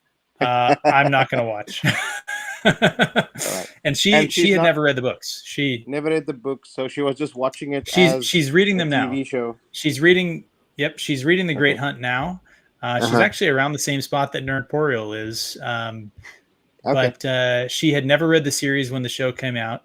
She's read it subsequently at my prompting, and she was, she couldn't get through the show. I'll put it that way. So I'm gonna show her this video. I think I'm curious to see how she responds to this. Hopefully the cold open hooks her, and then she'll want to know what happens further. I legit cannot get over how fucking awful those plastic pauldrons It's look. terrible. Like, it's so bad. Yeah. How was that allowed? I mean, see that's the other thing. Like, those are the things that just, I don't know, suck me as a fantasy person right out of everything. It's like, and that's no amount of editing is going to fix the little fin thing on his shoulder there that looks like. I mean, come on. It's like there's nothing to do about the terrible costuming. Dude, Bornholz is literally bent. There are a couple times where they show him kind of face on. You can see it like there, right there. You can see it's not metal. Yeah. They changed. Well, it's the whole look for season 2, right? So I they did. It's either a different group of white cloaks who have different type of armor, which doesn't make sense to me, or they just said, "Fuck it, we're gonna change it." It's horrible. They barely changed it. Those are like sand trooper, freaking they're treating white cloaks like sand troopers. They're in the sand, so they have sand fins. It's like, what are you doing? That's my prediction. That's what it looks like. Sorry, go ahead. They left the sort of shoulder pauldron or whatever it is, because I think they know that they can't do like, a 270 on sort of, visual changes. But they did, now they have, armor instead of just a robe. They have, I think, on both shoulders, so they're trying to do what they can. I think ultimately the seeds of bad costuming have already been laid, right? They should just change it. The Witcher said our Nilfgaardian armor is so shit, and we're getting ridiculed for it. We're just going to change it. We're not going to explain it. We're not going to lampshade it. We're just going to acknowledge we fucked up and fix it. And that's what they need to do here. Yeah. A bit of sort of Sonic the Hedgehog. Let's just redo all the CGI before the movie comes out. They should just do that with season 2, right? Just write off the costuming and get it right. Yeah. I was willing to support Sonic because of what they did. That was, in my opinion, an act of goodwill on their part, on the producer's part. That was the best advertising that Sonic the Hedgehog could have done. I legitimately think that might have been intentional. but if it was, kudos to them for knowing their audience. Hey, Perrin's mouth is closed. How did you edit that? I thought if you take all the Perrin mouth breathing out, he'd never be in, right? I mean, come on. I still I feel right for the actor, right? Because they didn't give him anything to do. Like, I mean, I know Perrin's an internal character in the books, and he's always in his thoughts. But they really didn't give the guy a lot to do, so it's very hard to judge his performance. Like, is he not bringing something to the screen, or is the script just telling him to just stay into the distance? It's both. They need to. Steve, you had to take your headphones off to not hear the song. I don't know if I could do this. I legit love how they didn't like lead into this song. It was just like Matt randomly decided to start singing. Like they couldn't have given us. I know, a little bit kills more. Me. The way I read it is they're all a bit somber, walking through riding through the woods, and Matt sort of looks around and sees the mood is not great. And we know from later books, he's the song and dance guy. So I read that little bit in there because he does glance around before he starts singing. And I guess that's what I take out of the scene. You did everything you could, but him picking the exact right song to deliver this is in an ideal world. He looked around, they start singing something else, and you get a little montage, and then 22 seconds later, then they do "Weep for Manetheren." Is how you would do this if you weren't a fucking amateur. But honestly, no, I think the way you do this, right? If you wanted to do her deliver the dialogue not in the village to all the villagers, you do. They're on the road, they're getting chased by Trollocs, and they're like, maybe they're after you, not us. You showed up the day before the Trollocs showed up. Maybe they're after you, the Aes Sedai.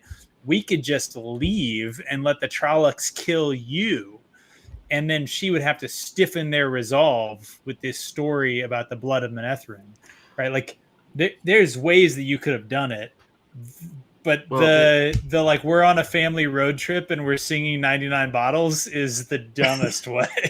Look, I'm still a firm believer this is a way that they could have worked some of the animation stuff in here. Just do a freaking memory cut into the animation that does the exact same thing with this, only better. Other live action shows have done that, and it's worked. Instead of awkward singing and. No, editor, did you think about that? Because I think there's a fairly decent Wheel of Time Origins on that. Yeah, it's one of the things on the back burner that I just haven't got to. Is actually just to take the scene out of the episode and intercut it with the scene from the shorts, and with Moraine's voiceover and with the action and the visuals from the origin shorts. Try and make a little clip. I just haven't done it yet. I will say I hate the setup that they did. Not that you just, this is the scene that was given to you. I hate the setup that they did for this. But this is where the show is actually at its best, right? I think when there's actually the world of the Wheel of Time of Robert Jordan is actually happening. And you made a point earlier that I'm thinking about now. Man, if they hadn't been doing this, talking in hallways scene we're doing right now in the camp, if they had the Trollocs ambush them on the road, and them having to flee into Shadar Logoth, and given Moraine the scene where she makes a wall of fire and they do this stuff and Matt yells Karayan Kaldazar, like how is that not the better scene? I don't know. It could have still worked with Moraine giving that speech and then showing the potency of the old blood in Rand and Matt and Perrin fighting off Trollocs, Lan killing a Fade, missed opportunity. I think everyone has said it at this point. But anyway, I'll give over. Steve is banging his head with a keyboard. I legit wonder, could you have cut literally everything between them getting ambushed by the Trollocs, or between them leaving town and them getting ambushed by the Trollocs? Like, what does that change other than a lot of time and a lot of exposition? Yeah. The dream, Rand's dream with the bat. Yeah. Rand's dream with the bat and Egwene's training with Moiraine. There was a thought process that I went through. You could actually cut out the whole of Taryn Ferry, except for two things. If she doesn't sink the ferry, then the conversation between her and Egwene later doesn't hit as hard. And number two, for that one character beat that you see Rand starting to mistrust them at the end, I think that was key. It would be a hell of a time save, actually, just to cut out the whole Taryn Ferry part and let them get towards Shadar Logoth, themselves. Yeah. You don't lose a lot in this part of the film, to be honest. I mean, if I really wanted to get it down to 4 hours, probably there's a way to do it by cutting out a lot of this. Could you sync especially it up because they don't do any payoffs with Perrin and the wolves, really. Like it's very little payoff. Yep. Yeah. What do you mean? They foreshadow werewolf Perrin. Yeah. This is really missing. This is really missing the Elias arc. If you think of episodes 3, 4, and 5, Perrin and Egwene, whenever they're cutting back to them, because you have to have sort of a in an editing style, you have to have your A plot, your B plot, and your C plot, right? So, whenever they're cutting back to Perrin and Egwene in episodes 3, 4, and 5, they just walking along. Yeah, that was a good edit. I gotta give you that one. The one Moiraine talking down to land about saving their lives. Yeah, good call there. I'll take that one. Thanks. Could you link these up such that it's nighttime, such that Moiraine and Egwene sneak off to do their talk. Rand has his dream, and then the Fade gets there. I suppose you lose Egwene explaining the dream to them. Yeah, just a thought. Yeah, I think I might just be trying to cut as much of this as possible. Like, can we get rid of like 7 episodes?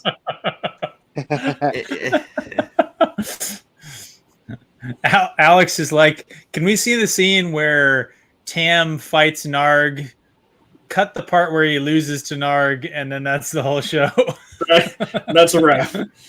Also, dude, I gotta give you credit here, man. The what is the Blue Mountain State Thad Castle thing? The Rand, you have bigger balls than I thought you did. Like, what? I gotta look up the actual scene, but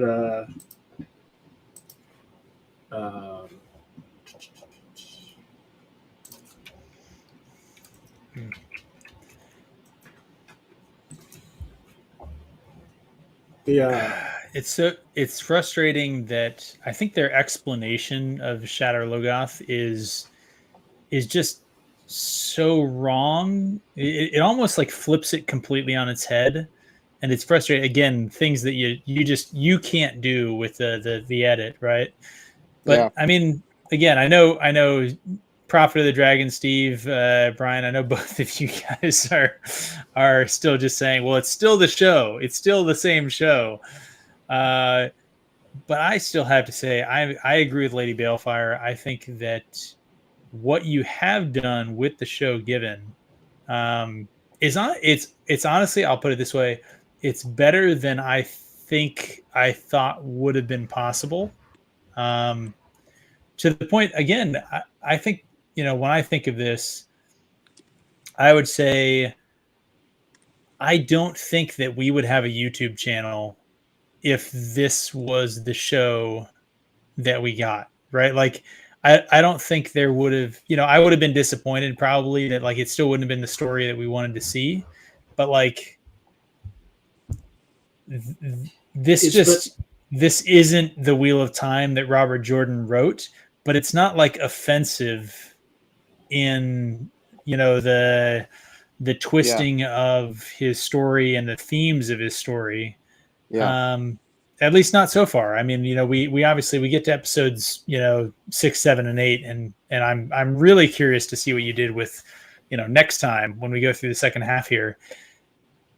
But like, the edits that you've done have showed that like there is a story that they could have told, that like it's there, right? And it's so bizarre watching this and then thinking that like how many professional editors, cinematography, directors, whatever, how many people were involved with this project, and we got what we got when this was, they literally showed us this.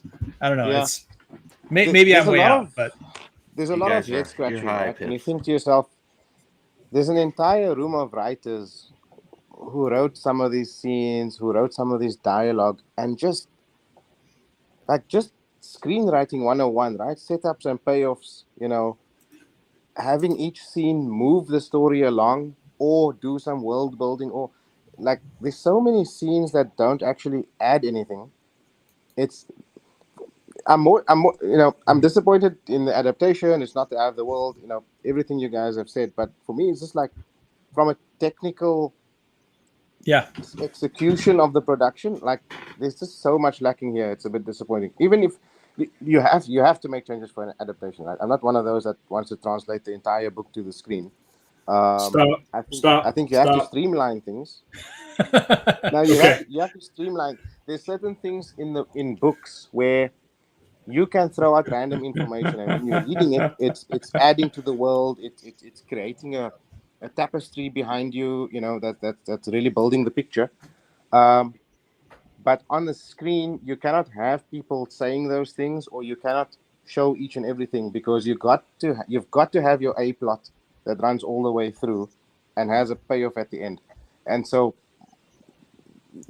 as the show is adding lots of distracting stuff, right, that I've mostly cut out, if you did 100% the book, a lot of it would just be sort of little red herrings or dead ends, which in the book adds tapestry, because you're imagining it in your head and you're seeing this is a lived-in world. Mm-hmm. But in a TV show, everything that you put on screen needs to be meaningful for the audience, right? Because you chose to put that on the screen, and so the audience pays attention to it. That's true. I agree. Okay. Here's the thing, though. You're falling for enemy propaganda. Nobody. There has never been a single person that has said the Wheel of Time Season 1 should be the eye of the world exactly.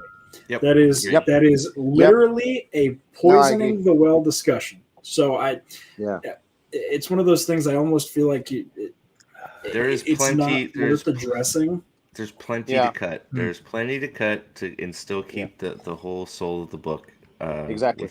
And they just chose not to do it. Especially those critical scenes that I'm thinking about. Yeah. Like, for instance, the dancing Cartman is a very important one. I don't think a single person here, at least I don't want to speak for you guys, but I wasn't expecting it to be 1-to-1 to the book. I was expecting hell. I think in one of my early videos was even like, man, they may add some stuff with Logain here and there. There may be some new stuff that they add. Is blah blah blah blah blah. So I don't know anybody that expected a 1-to-1 adaptation because it's just not possible. Well, I mean, I think it's possible, but it might not work as well. And there's plenty of places to cut things out to make it work and still hold the story. Well said. I think a lot of you guys are making the same point that so the show was we'll split the difference between what I thought and what you said, your recollection of the total runtime. So you said about 6.5 hours. I think I would have probably said 7 hours and 15 minutes or so. We'll say somewhere around 7 hours, in that ballpark of total actual runtime scenes, not the previously, not the credits, not the the intro sort of cinematic, whatever. That is a little more than double the Fellowship of the Ring extended edition. And the Eye of the World is slightly more, it's about 2.5 times the length of the Fellowship of the Ring. So in my mind, I feel like all of us are saying like there would have been cuts. just like the Eye of the World, just like the Fellowship of the Ring, the Peter Jackson, sort of extended edition, obviously cut stuff. There's no Tom Bombadil. No. But you could have told the story. Yes. So you could have told the story that was in the book. You didn't, and there's enough time in the season to tell that story. Now, yep. One thing they did mention, and here's where the storytelling runs up against budget, is that they, I don't know, I'm not 100% sure if I buy the budget argument, or if they just wanted to get the Aes Sedai front and center in the first season. But they wanted to get the Aes Sedai front and center in the first was season. A huge loss. The opening schematic tells you that they wanted the Aes Sedai in the first season. I will also say true. There is no excuse for budgeting that this show can make, because they were stupid with their budget. Yep. Making Emond's Field and then burning it down at the cost of millions and millions of dollars was the sort of dumbass thing that an inexperienced showrunner does, because they heard practical effects are good. Yep. And then they spent a bunch of money on practical effects that didn't need to happen. So just having somebody smarter writing the checks solves half the budget issues that people can hypothetically bring up. Yeah. Agreed. For me, it's just that whole Caemlyn scene.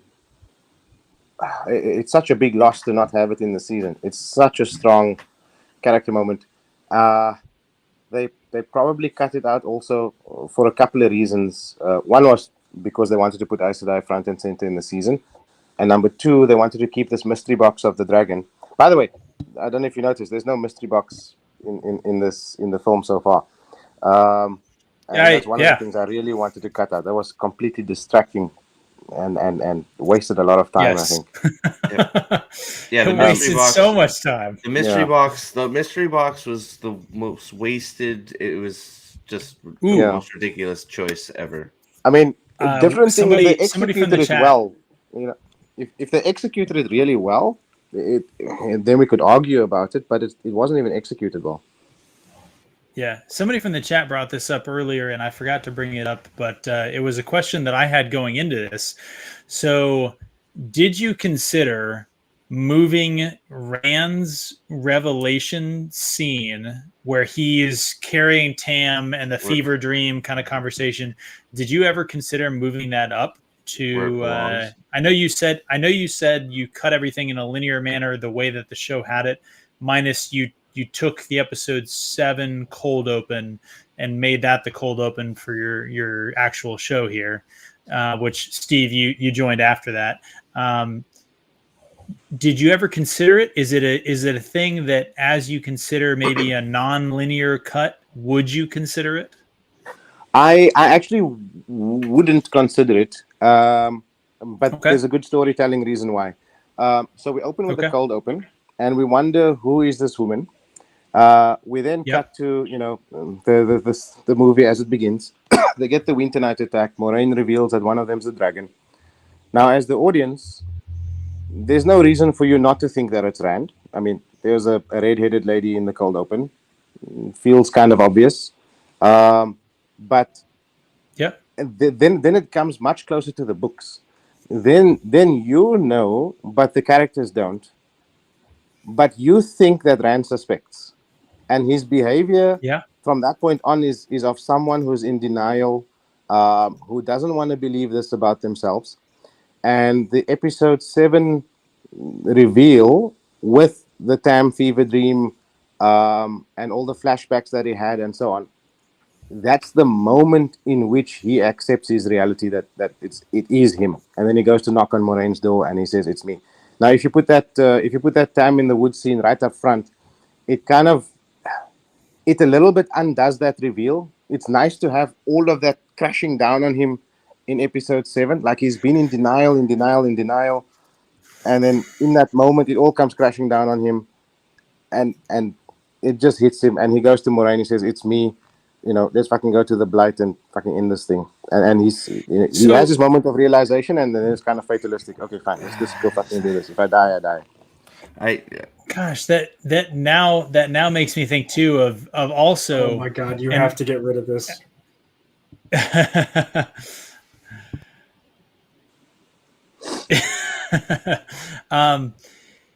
It also makes me think that Rand's vision of the flashback to the ways and the line that we don't see in real time.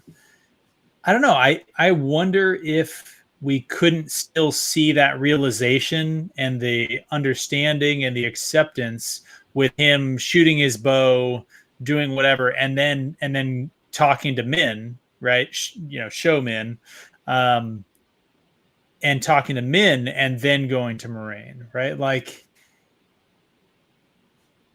it's all in there. Yeah. What I'll say is let's watch it when we get to that point, and then kind of discuss it. I did want to, if you read book 1, it's blindingly obvious that Rand's the protagonist, and narratively he should be the dragon, but there's so little in-universe evidence that the dragon is him, that you almost start to doubt yourself that maybe RJ is subverting a trope, right?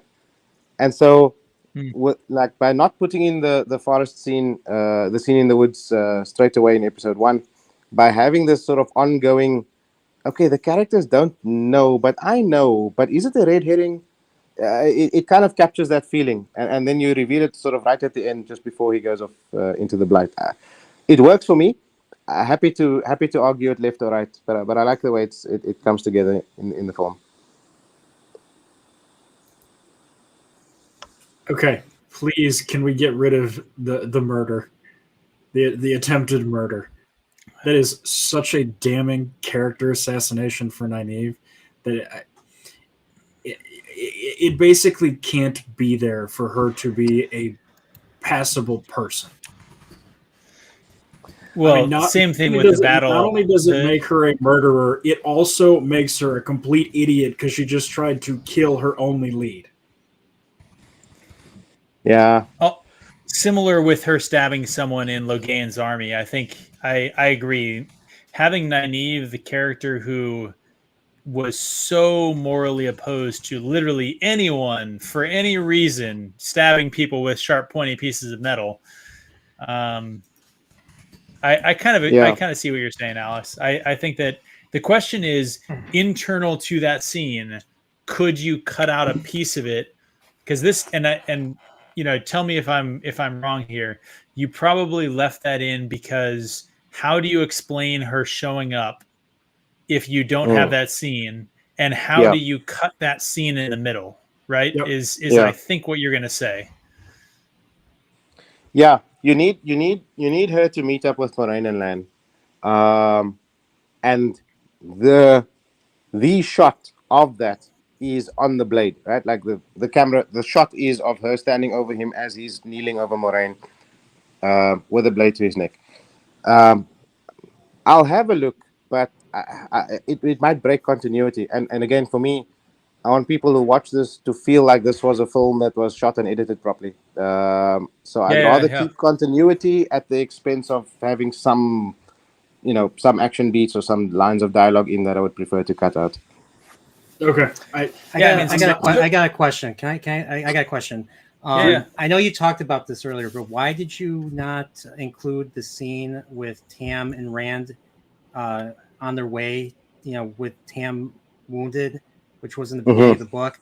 Because the purpose of that was to get us invested in Rand. Like, I don't care about Rand right now as much as I would if I would have seen that. So I forgot why you chose not to do that. I'm sorry. One sort of technical, one storytelling. I think technically the length of the clip that we have is very short. That's true.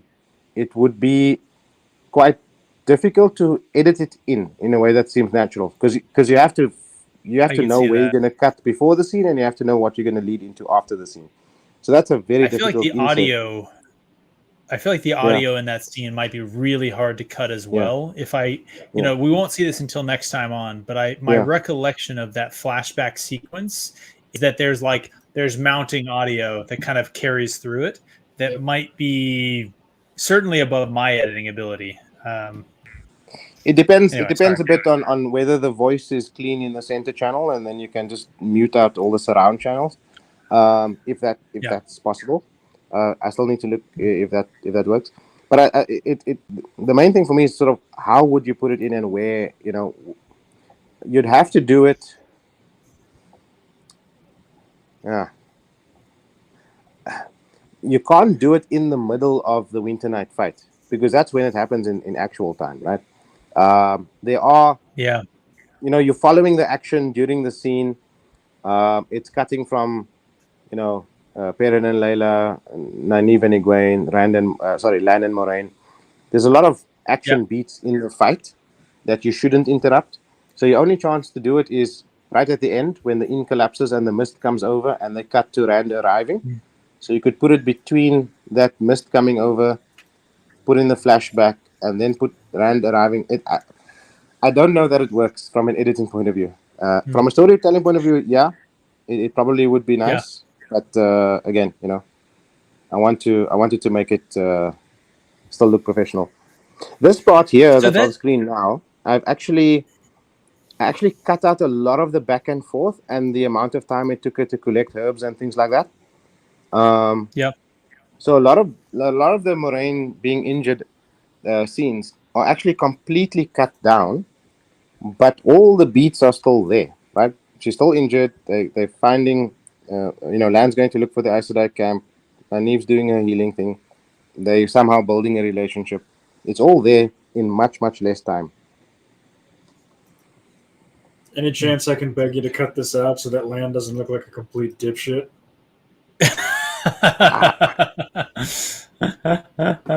Hi, I'm Lan. I've been fighting in the Blight my entire life, but I've also never had to deal with anybody potentially getting injured by a Trolloc Blight.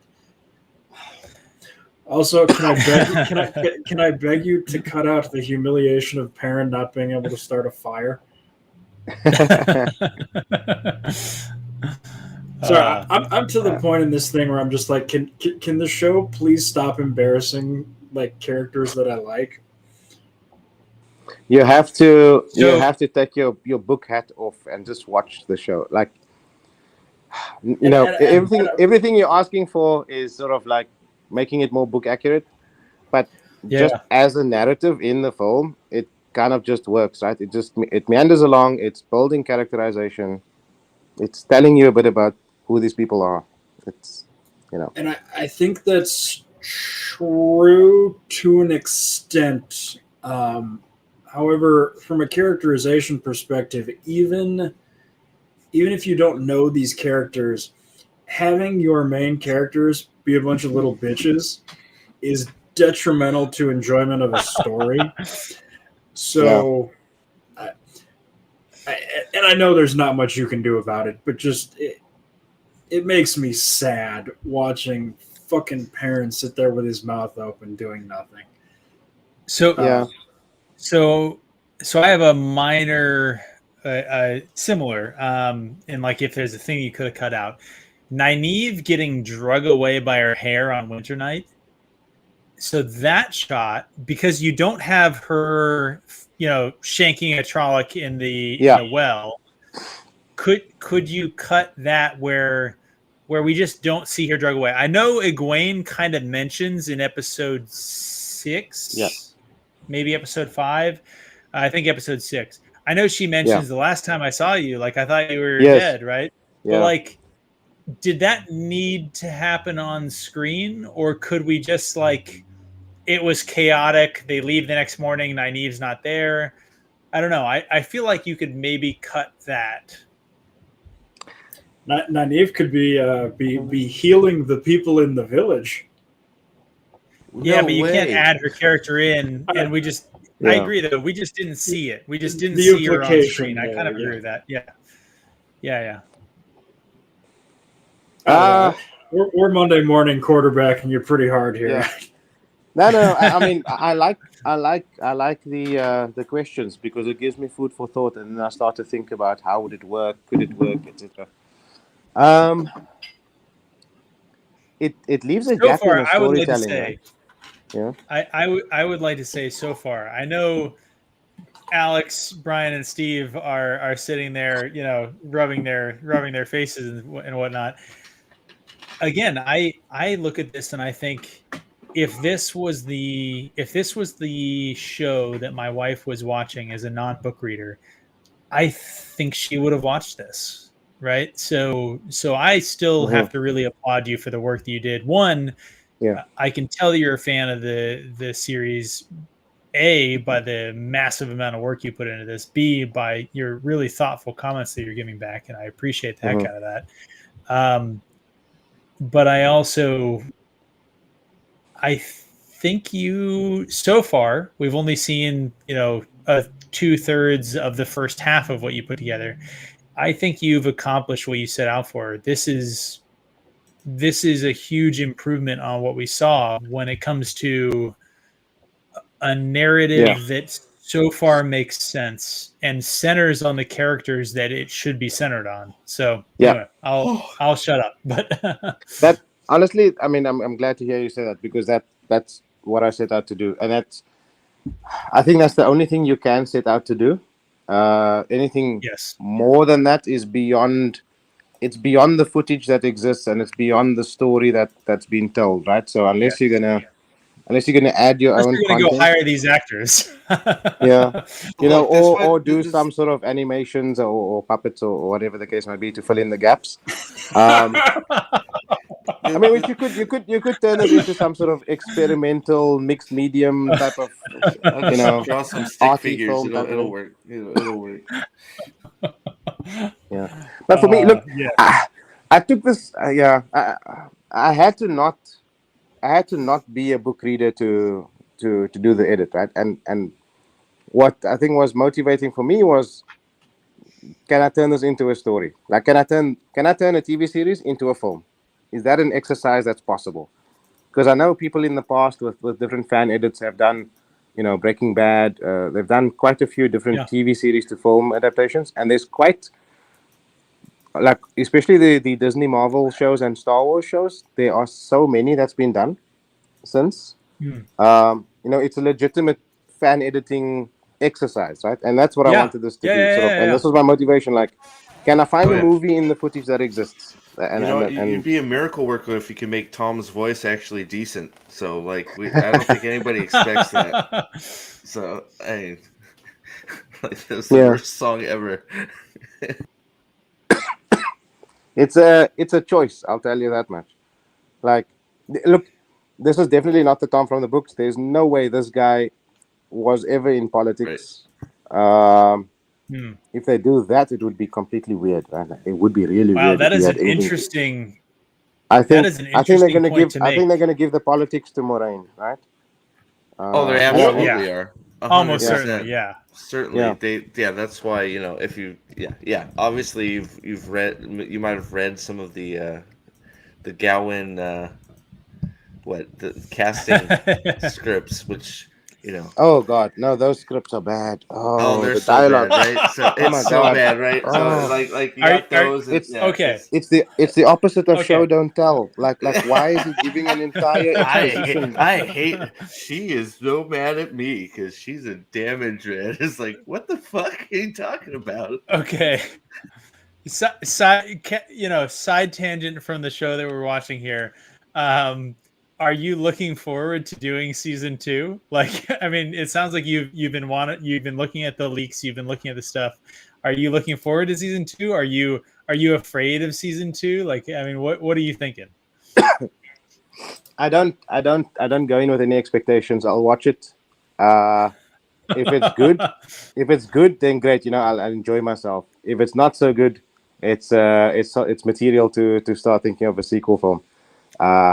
So either which way. So you think you'll do a sequel? You think you'll do a fan edit of? Okay. I think I will. I'm gonna. What I'll try to do eventually is turn this into a movie series. If you know, each season comes out and there's ways and means to trim it and so on. Gosh, I admire the heck out of your work ethic. Like that is, Thanks. I mean, how many hours do you think you spent on this? Like just ballpark. I was actually going back into my Reddit posts to see what I did. So the assembly cut, which was 6 hours of footage, all stitched back to back, cutting out the stuff I was definitely going to cut out. That took 10 days from the finale, and that was during December holiday. So I worked on it almost every day, and then the final 4.5 hour cut took another couple of months on top of that, which was mostly working on weekends because I was then going back to work. So probably 100 hours, I think, more or less. Jesus. I thought I spent too much time on this dog shit show. Yeah. But I mean, doing it on the weekends in between when I had time and so on. The hardest part isn't the cutting, it's the audio blending, because you gotta pick your moments and you've got to blend the music and the voice and all that stuff. I can say having edited all of the stuff on, well, not all of, a lot of the stuff on our channel, having done the editing on that, the audio editing is underlooked, I think, from the outside looking in. So I can appreciate that. I will say the chat, at least some of the people in the chat seem to support you doing a season 2 fan edit when it gets to that. So I mean, hopefully you feel like we're we're doing some feedback here and things like that. I think that we're a pretty hard audience, I think, probably because of our views of the original show. But hopefully you're still kind of encouraged to keep your work going, because again, I mean, I suppose low bar, right? Low bar of the original show, but I mean, this is some interesting work you've done. You put a lot of work into this, and I feel like it shows in terms of the product that we're getting here. Thanks, I appreciate it. And this was never going to be, it was never going to be something it couldn't be, right? Like, if the footage doesn't exist, then the fan edit can't deliver it, right? Yes. I'm fine with.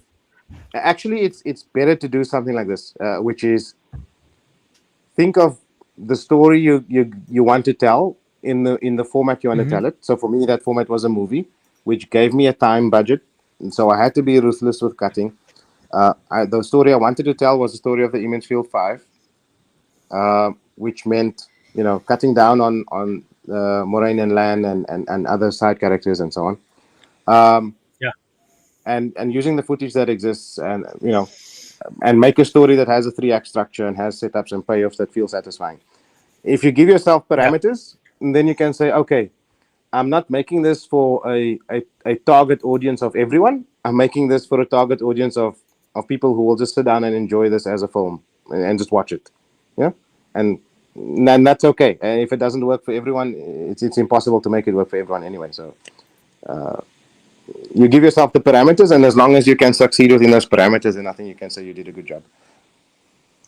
Well, at least one person in the chat is saying, you're awesome for the work that you did. So thank you again. I really do want to show this video to my wife and just see what she says about it. I have a couple of the people that I know that are, fantasy fans, but haven't read The Wheel of Time. That watch a lot of fantasy TV shows, that sort of thing, and I'm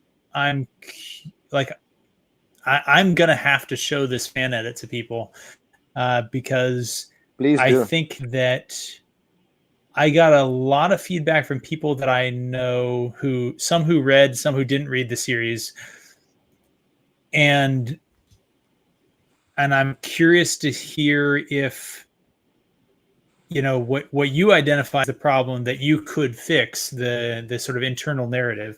I'm curious to hear how much work that does for sort of the non-book reader, audience, because one of the things that I really wanted to see from the show was people who watched the show and then read the books because the show got them interested. And I've actually talked to several people kind of in real life who actually were turned completely away. They're like, I watched a couple episodes. I'm never reading this series. Yeah. So anyway, which is a shame. Yeah, for me, I think the most. Please do, show this to as many people as possible. I love for the word to get out about it. I think what's most annoying for me. Speaking of, the link is in the description. Anybody who's watching this, you can download it yourself. You can stream it yourself if you're watching this after we live stream. Sorry, back to you. Yeah. I know most of you will disagree because I think a lot of you are completely down on the show, right? Giving it probably 0 out of 10 or just slightly higher. For me, what's most disappointing, I give the show a 6 out of 10, which is a lot more positive than probably this audience. Mainly because there was something here. They were close to putting a good story on the screen. It wasn't going to be the eye of the world, sure, but it was close to being a good story, and falling short on such basic screenwriting and production things that that really should not have been is so irritating. If this was just, and some of you will say it is, but if this was just garbage from start to finish, completely unsalvageable, then at least you could just write it off. Yeah, but it's if you just had a really strong screenwriter in the room that changed some of these things, if you just had a better showrunner that had a bit more directed vision for where the season was supposed to go, it could have been something. If the story was better and the production was better, it would be a better show. I don't know, man. You are very generous, man. I will say we are in a post Witcher Blood Origin and post Velma world, so the scale has shifted a little bit. I mean, it's not a 0 of 10 or a 1 of 10 anymore. But I guess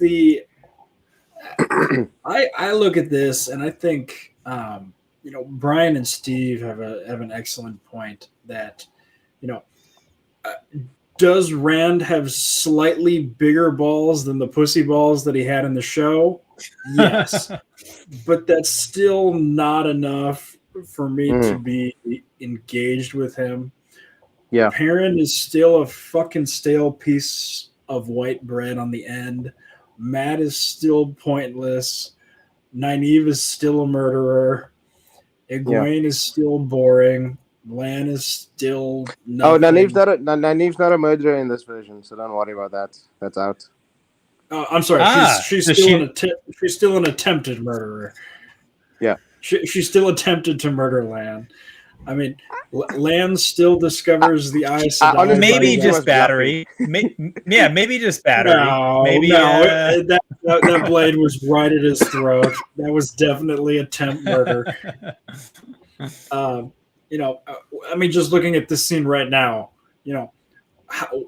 so they needed to get Moiraine, Nynaeve, and Lan to the Aes Sedai. How do they solve that problem? Well, Lan just rides as fast as he can in that direction, and they just happen to stumble upon the Aes Sedai. That was their solution to this problem. And, that's the sort of thing that just from an immersion perspective is just it's cancer. I mean, how the hell am I supposed to take this show seriously if their solution to this problem is just fucking ride? And I mean, there's nothing you can do about that. You can put the logic together. I can explain that one. So we know that news of the war has reached the Two Rivers because Perrin was chatting about it in the opening scene, right? The war in Galden.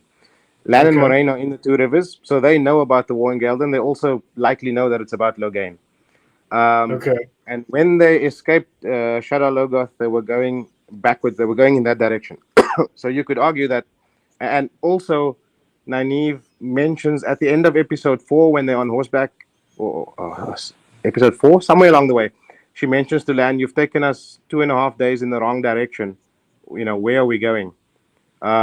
So Lan is setting the course towards Gaelden, presumably along a road that exists or a track that exists, and he knows he stands a better chance of finding them, the Aes Sedai party with Logain, along the way. And so that's why he's bolted and he's gone scouting for them, and he found them. The logic holds up, but you have to piece it together. It's very subtle in the season. I disagree. There was no sign that he found any tracks to be found. Also, the world is a very, very, very big place. The idea that he was just going to ride down into a random forest and just stumble blindly into an Aes Sedai camp, that just doesn't track. And I mean, even if you're going to make that argument, that's still so damn weak. Look, I think that's a lot of failures with a lot of the fantasy adaptations is world's too small. The worlds are all tiny. They're not big, all of them. I mean, it Rings of Power to the exact same thing. The world's about that. You can walk around the block and you make it to cave. Everybody's teleporting everywhere. I think that's fantasy all over the place right now. Is the people that are writing and directing these and show running these things don't understand how big the worlds they're using, and they don't write to support it. So yeah, look at Tarwin's Gap is the best example. It's right outside Feldara, right outside. You can see it. You can reach your hand through the window, and it's a day to the eye of the world. We know exactly where it is. I mean, it's like these are all you're shrinking the world without cause. Yeah. So I don't know. Yeah, that's true. It feels very small, and I think you mentioned at the start, like they really needed to show a map to show where everything is. I think that's one thing that Rings of Power did. If you're going to give the credit to them for one thing, it's that you really knew where everything was. I mean, that still didn't stop teleporting problems and random bullshit, but at least you knew where they teleported from and where they landed up. Well, see, I'm surprised you didn't have planes and I hear John Williams music going dun dun dun dun dun dun dun dun. This show they wanted you to do homework on because they didn't explain Ta'veren, but if you went into their little extra scene thing on Amazon Prime where they show you, they wanted you to go into their little app to learn about the world. You can learn what it's Ta'veren. They made that so hard to access too. Like it was very difficult to actually find those origin shorts. It's almost like a fucking television isn't a laptop, and it isn't made for fucking scrolling through things. Yeah. But So Alex, I think you made a good point on the explanation about Lan, finding his way there to the Aes Sedai camp. I think that's probably a problem of execution rather than concept. Like I like the concept of them heading towards Gaelden because Lan knows that that's where the Aes Sedai would be coming from. If they had shown us his scouting or some sort of means or effort on his side of where and how he's going to find them, then it kind of, he's one of these fantasy ranger type characters, right? Like he's got supposed to be superb tracking skills. Then never mind what episode 7 said. Then it would sell it, right? Then you'd like, okay, this guy has got some superhuman tracking ability and he found the path to find them. And they could have sold it in the execution. I think that's where it fell down. I don't think the concept was wrong, but they just didn't put the effort into sort of to make it believable. So I had a question here, and some Maryland in the chat bringing something up, kind of referring back to it. Matt and Tom together. Yeah. My favorite scene in the entire series, by the way, is Matt and Tom. Okay. Yeah. Well, so I would say. Thumb Maryland says this. He didn't mind the moments between Matt and Tom. I think is a way of saying like, hey, it shows some relationship there, shows some of the mentoring. I think this is an important mentoring relationship in the show, is what Thumb says, and I agree with you, kind of saying that you like the scene. Was there a way? I think the answer is no. Right? But what was there a way? And did you ever consider cutting? Matt as like grave robbing? Right, like I don't think I ever considered cutting it. Matt in the movie is still poor, right? He's just not. He's not someone who steals. Well, from living people, I suppose. I guess that's true. You did cut out him being a thief, so now it's. Yeah, exactly. And in a sense, they are desperate, right? They're running. They're in a town. They don't know. They lost the party. They don't know where they're going to go to. It's logical, if not pleasant, that he would need to take that crystal because they don't know where the next meal is going to come from, and they need a source of income somehow. And there's no way and there's no way to cut the part where Tom steals from Matt, which is potentially what drives him to do it in the first place. Right. I did that, right? I cut it. If you noticed, he just gives the purse back, and there's no. But it's actually now that you bring it up, now it's pocket. It's that's true. You did. Can we get rid of this? Interesting. Yeah, the whole thing. Just the whole thing. Go on. I mean, also, he needs to be trapped so that he can use the power to break the door down, right? So you can't. Yeah, no. We're being facetious. I get from an editing. Yes, it has to be here for the editing. I get it, but yeah. What is this show's obsession with shallow graves? Like, do they want every corpse to get eaten by a coyote? Also, editor, I just looked at the map. That absolutely is not an excuse. 2.5 days does not get you from Schurter-Lergirth to Gieleton. Well, they're on the road from Gieleton, right? So, like, the problem is there's really no road, right? Because you have Garrett's Wall, right? There's no road. There's no people other than the Aes Sedai. No, it's the same thing that they did in Rings of Power, where it's like, I know Halbrand has a septic gut wound, but we've been riding for 6 days and everything is fine. Yeah, that was dumb. Hopefully you appreciate the sentiment this is given in. Can we get rid of the part where she has her sword down like this, where he could easily just turn around, smack her in the face, and take his sword back? God, who filmed this? Yeah. A question: did you consider doing the version where he uses the power, Rand?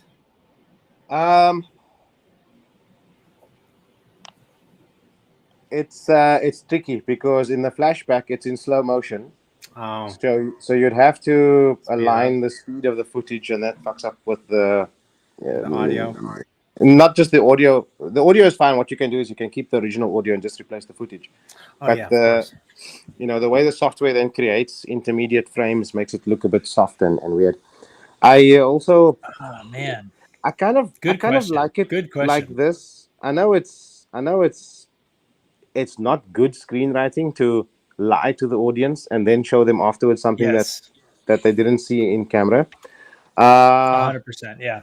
But if you've got, it's again the sense of the audience should strongly suspect that the dragon is Rand. But this is not the right time in the story for him to be shown channeling. Because then it's not acknowledged for another 3-4 episodes. So it just feels like a loose thread then for the next couple of hours. So here's the thought. This monologue, I think, is one that we identified as like, so random dark friend is stealing Ishamael's kind of motives. And Ishamael is kind of unique among dark friends. Most of them, like, they're in it for the money, the power, whatever, the prestige, whatever. Yeah. Is there a way to cut this down where, like, she's threatening them and Tom comes in and knifes her and, save them and they go out without having her do, because they do this twice in the show, right? So Logain steals Rand's Dragon Mount Epiphany, with the we get reborn in order to do it better, right? Yeah. And she steals Ishamael's kind of motive for turning to the shadow. What is there a way to cut this so that she doesn't steal that from Ishamael? I guess is a question. Good point. I didn't look into it, so let me try. If there's enough, reverse shot sort of cutting, like this, where from Dana to Ryan and Matt and back again, then probably yes. So let me think. Let me try that. Because Thumb in the chat says kind of what I was getting to, that like her having this monologue really kind of steals something from Ishamael's character, right? It really messes with kind of the end of the series, right? It messes with his motives and the struggle between him and Rand, the Dark One, and the Creator, right? Yeah. It's a good point, actually. It's so hard to cut inside a scene that I understand the difficulty, but yeah, it's a good point. I know from the season 2 teaser voiceover, and let's see if this line is actually spoken in the show or not. But he says something like, Ishamael himself says something like, the only way to stop this is to break the wheel, or something like that. And if he says that in season 2, then there's no need for Dana to say it here.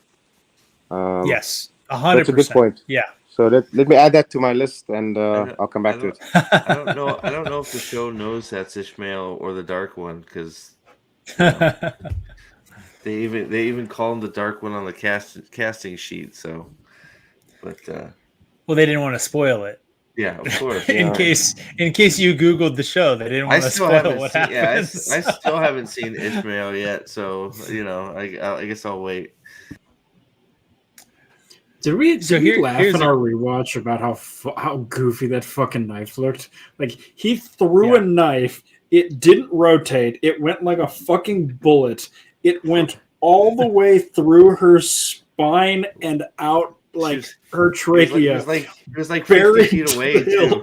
Like, did you see where he was throwing it from in the shadow there too? It's like, whew. Yeah.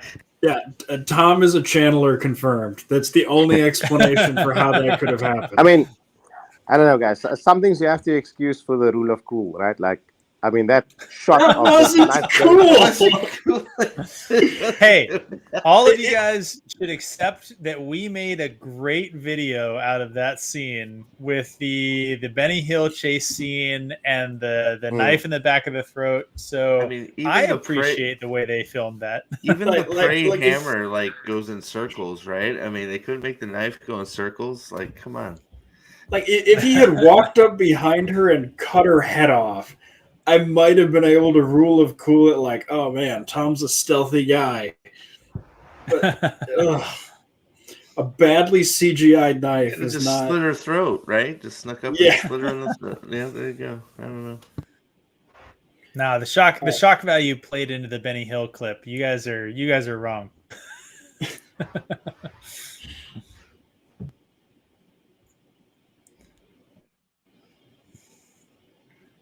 Here's where the season really slows down. Episode 4, 5, 6, 7. We're aware. Yeah. 8. I feel like you cut a lot right there. You just cut a huge part right here. Right? Moraine and Shrek barely talked. Yep. No, right? And very nice also, because she says, I want to see this false dragon, and straight into the cave. No nonsense, right? Let's just get there. I cut a lot of the scenes in the cave itself and a lot of the scenes in the camp. There's just too much talking. There's a lot of sitting around and talking. Did you cut Moraine's dog? Yeah. All that's gone.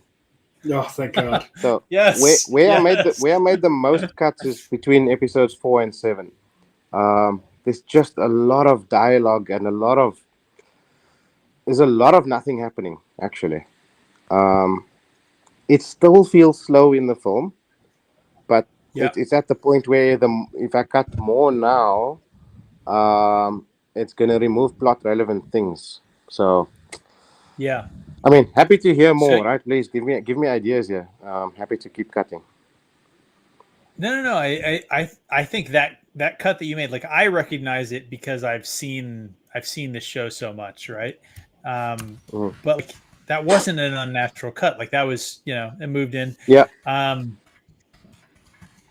It's funny to hear you say, so you cut the most between episodes 4 and 7, because we're splitting this into 2, right? So we're in episode 4 right now. We're ending this stream at the end of episode 4, if you want to look at that.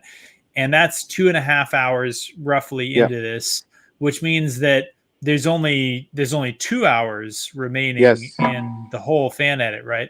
So, which may not sound like a lot to you guys in the chat, right? But if you think about it, like, they're 2 equal halves. So a 2.5 versus a 2 hour cut is actually percentage wise a fairly significant difference. Yeah. So you really must have had some deep cuts in the second half. Yep. Yeah. I can't a lot of believe there was a lot to cut between Steppen and between Steppen and scissoring. It's a miracle he made it to 2 hours. Seriously, the season ends when they walk into Faldara. It's like, whoa, what happened? Yeah. Yeah. I got to roll, guys. I got work in the morning, so keep up the good work. Sure. This is Steve, uphill thanks battle, for coming. man. Yeah, of course. Thanks. I really appreciate it. It was really good chatting. I could see you put a ton of work into it, and I see what you've done. It's got to be tough. So good on you, and thanks for having me. And chat, you guys are awesome as always. Reportio, congrats on 2K big timer. Thank you. Thanks very much for joining. I really appreciate you taking the time to do this live cut. And dude, man, you must to try and make this thing better. I appreciate the attempt, but it's man, I can't imagine. I've done this now 2.5. Are you gonna watch season 2? Like, I've been storing up keyboards for the occasion. I have this is the first one. So yeah, I'm gonna watch season 2, and I have no idea if I'll make it. I may jump out the window right next to me. I don't know. It hurts my soul, but yeah. Thanks, guys, and I'll check out the rest at work tomorrow. So awesome. It. Thanks. Cool. Really appreciate it. Steve, thanks for swinging by. Yeah, of course. Bye, guys. Did you get rid of the racist fried chicken? I think it's I think it's coming up still. There's a scene that we noticed that nobody else in the camp, just Nynaeve, is eating a piece of fried chicken. Nope, it's in her hand right there. Yeah. So it comes up right after this. And it was just like, Rafe Judkins, like, we need to talk. We need to have a conversation. It's, 2021 when you made this. Why? Why are you doing this? Is there no grape Kool-Aid around? I will say, like, Rafe's incidental, in quotation marks, racism is low-key hysterical. There are 3 interracial, like, attempted relationships in this show, and the black person either kills or attempts to kill their white partner in 2 of them. And then the 3rd one leads to Moraine in a fate worse than death, according to the books. So, like, race just... I mean, if the KKK wrote this show, it would basically be the same. Oh, man. Shut up, Aram. You cut a pretty good chunk of the camp scene there as well. That transition to this, that was not the... So the whole, like, the Aes Sedai camp and Perrin and Egwene traveling were significantly cut. So between episode 3 and 5, Perrin and Egwene have, I'm going to guesstimate, I think 8 scenes. Most of which is just progression of them walking or meeting the Tinkers and that. So they really, it's, I don't know, they they just put them into such a holding pattern. Look, you have to have a C plot. You have to have A, B, and C plot because just for perception of elapsed time and just variety for viewing, you can't just have two plots that you cut in between. So you need to get to Perrin and Egwene at some point. But this is where you feel that lack of Elias completely. Like they would have had a C plot of substance if Elias was in this. Elias, whichever which way. But there's just too much of nothing there. Yeah, I completely agree with that. The scene you cut there. So my recollection would be Lan and Steppen training. Is that the scene that would have been there that you cut? Potentially, yes. And that part I did cut. Something might have happened with my internet connection. I noticed everything seemed like it froze, and so I paused the runtime there. I think the last thing that I asked was if the scene you cut was Lan and Steppen training. Was that actually the scene that you cut in that moment? So I don't remember the original whole show to such a great extent. But that scene is cut, and there's a lot of camp scenes that are cut. Characters talking to each other. A lot of the scenes from the cave have been cut as well. It's just too much of it breaks the show don't tell rule, right? Like there's just too much of exposition dumping, and I just cut all of that out. Thank you. That makes sense. All right. I'm gonna go ahead and hit play back here again. Apologies to everybody for the pause during the technical difficulties there, and we're going back into it.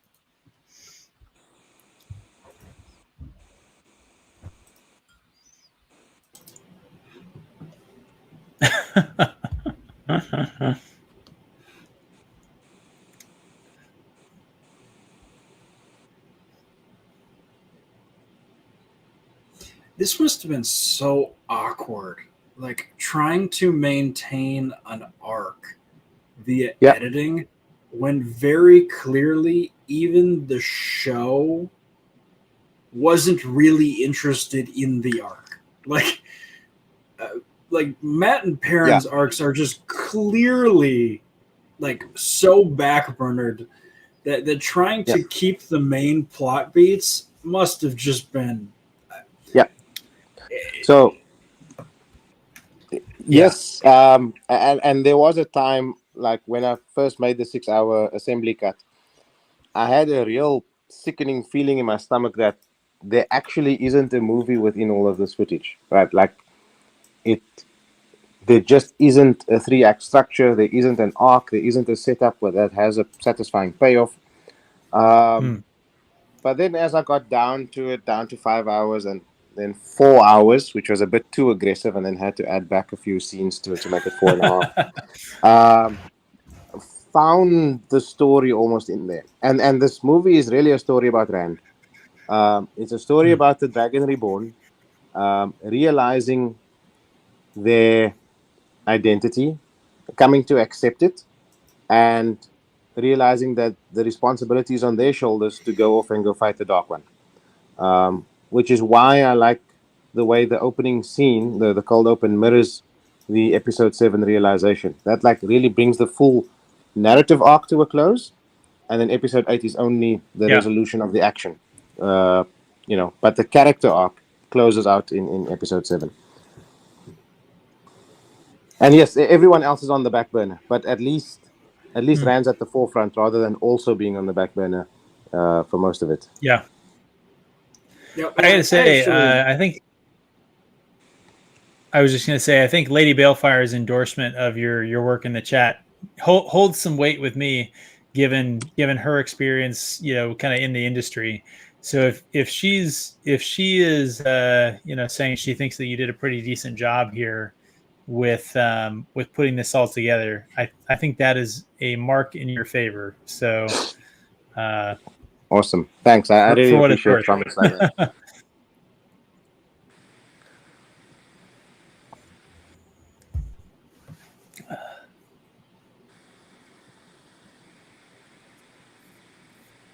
So what would you say is the break between Act 1 and Act 2 here? Good question. I think Act 1. Interesting. I'm not actually I'm not a screenwriter, so I wouldn't really know. If I were to say, I would say Act 1 splits at Shadow Logoth when they all get split up. Yes, right? Because that's when it has to. That's Act 1 the is, only. Act 1 yeah. is going on the hero's journey, right? Like taking the step away from your comfort zone. And then Act 2 is everything from episode 3 up to episode 6, conversation between Moiraine and up to the Waygate, which is essentially the middle portion, which sets up the conflict for the resolution. Yeah. And in part 2, let's talk about the scene in episode 6, because for me it's a scene that breaks the show. The conversation between Moiraine and Swan. I had some real serious issues with the way they did that. Oh man. Not because of what's in there, but because of the dialogue. Like, I'm just focusing on the screenwriting point of view. The dialogue is just very, very bad. Yes. Then the Act 2 break is at the Waygate, and then Act 3 is everything that happens going through and through to the resolution. I think I agree. Mm-hmm. I mean, I think everything you're saying right now is yes. I also agree. Yeah. And it goes to show where the show really stumbles, because Act 2 is very, very long in the season. It's too long. So slow, right? Like, it's very slow. There's not a lot that happens, and it doesn't even. You only set up Act 3. Oh no, he's gone. You can keep going. It's fine. Yeah. What I was saying is, you only set up Act 3 in that episode 6 conversation between Swan and Moiraine, right? About going to the Eye and the Dark One appearing in the dreams and so on. Yep. So the rest of Act 2 doesn't support Act 3 in that sense, which makes it extremely slow-paced, but also not relevant to the finale, which gives the show a very lopsided structure. They should have. I mean, what would you do to make Act 2 better? Number 1, introduce Elias earlier. Get him in the show. Give Perrin and Egwene something to do. Number 1. Number 2 would be perhaps strengthen the Rand and Mat on the road arc. I think the question that I was asking before we got booted there was, did you cut anything from Perrin and the Tinkers? And I guess I'll hit play. Yeah, I cut a lot of, like I said, the just the traveling scenes. They had like I said, 8 scenes somehow between episode 3 and 5. I cut at least 2 of them out. I shortened what was there. This scene is really good. Like, I like the way Maria Doyle Kennedy delivers this. It's a bit. Let's put it like this. It's the lore that the show is going for. The show is really emphasizing this thing about the wheel and rebirth and all this stuff, right? Which is why Tam has his Beltane speech and then this thing. I like the delivery. So I kept it in. But a lot of the other scenes involving Perrin and Egwene I cut or reduced. Well, you brought up how Act 2 and Act 3 are essentially like entirely unlinked. So I guess that's kind of why I was sort of curious what your thoughts were. Like, how did you decide which of this to keep? Like, because I mean, I think you're 100% right. You could legit just cut. I mean, basically everything from Shatter Logoth to them meeting up at Tar Valon, and it's not lost. Yeah. I mean, if I wanted to bring it down to 3 hours, I guess there's opportunity for that. I think the point you've made before, though, there's stuff you want to keep, and then there's stuff you need to keep in order to make the stuff you want to keep work properly in an edit. So I'll give you an example. Yeah. You could probably cut. No, actually, you have to keep the Grinwell farm.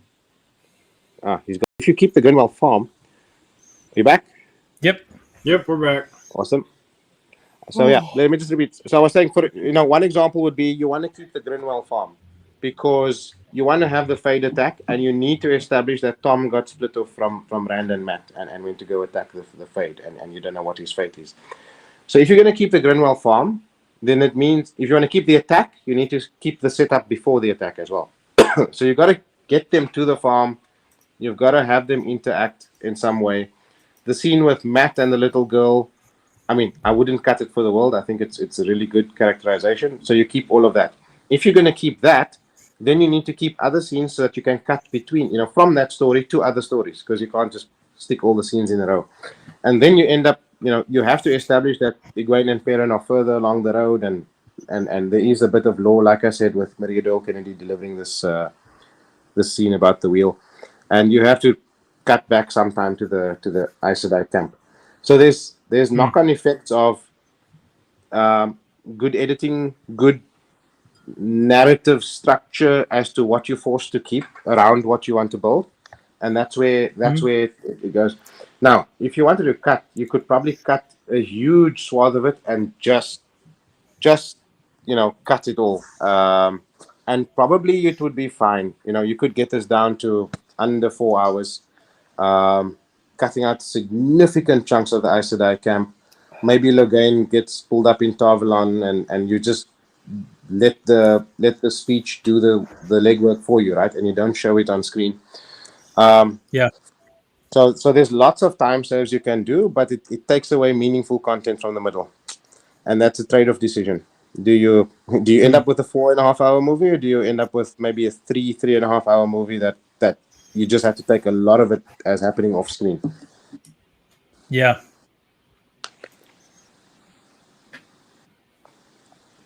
No wrong choices, by the way. I think you can go either way with that. There was you. Did you make that edit, or did the show make that edit? Which one? What's going on? Where it looks like Rand and Matt disappear for a minute. Where are we? We haven't done this for this whole show. Do you guys want to replay a piece of that scene? Because I'm not sure I caught what you're talking about either. Yeah. I guess go for it. All right. Actually, we're to the halfway mark, so I think we're done. We're getting close. We're getting close, but man, so I want to know what you were kind of referring to. So we'll try this here. I think this is back with Matt in the. Yep. I think this takes us back to just before this scene. So you're asking whether or not this was a place that he cut something? Is that yeah, there's a cut where I think Rand and Matt literally disappear from the room, and I can't tell if I'm missing it, if the show itself screwed it up, or if it was a choice. Are you talking about the room where the Fade is attacking them? Yep. Yeah. You should see Tom shout at them to get out the door. Yeah. So did you cut the scene at all, or is it? I don't believe I edited those scenes, so I left them as they were. So if they disappeared in a Fade-like fashion, then it was in the episode. All right, I'm gonna just check something here because we're getting told that the video maybe didn't come back up on YouTube. No, it's not on. I'm gonna double check here.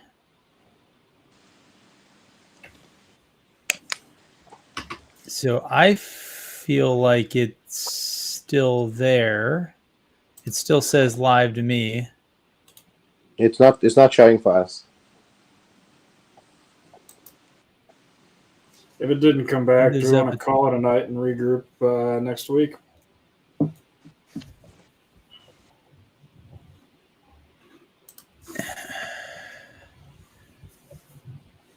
Well, I feel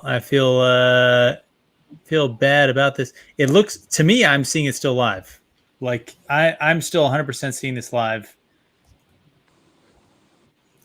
The video is paused.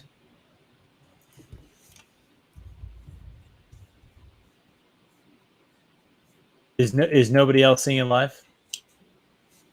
Nope. How am I seeing it live on YouTube then? Oh, goodness. Do we want to just call it? Do we want to just say this is the point we'll break then? Yep, I think that makes sense. We're halfway through. I think we reached a good point with them getting out of the farm. So I think this works. I think you got a 50-50 shot or 50% of it next week. Yeah. So still getting live chat coming through, and again, I'm still seeing it live when I look through here. But I do think, we've had enough technical difficulties tonight. I think we're about the halfway point. And I say let's go ahead and close here on YouTube if we're still live. It still says that we're live, and you're still live on YouTube, but the video isn't playing in the little window. Oh, it's paused. Is that all we're talking about? Maybe that's yes. Is that all it is? That it's paused? Yeah, looks like it. Okay, that was intentional. I cut back to before the break there. Okay. Okay. Do we want to try and make it to our original intended stopping point then? How far are we? Let's see. Let me try and get an idea here. 10 minutes. Yeah. All right. Yeah. Let's finish up then. All right. Let's push. I'm gonna have to edit this live stream now. We've had so many technical difficulties. Everyone in the chat knows we're a bunch of professionals here on the White Cloaks YouTube channel. Okay. So the question was, did you make any edits to this scene?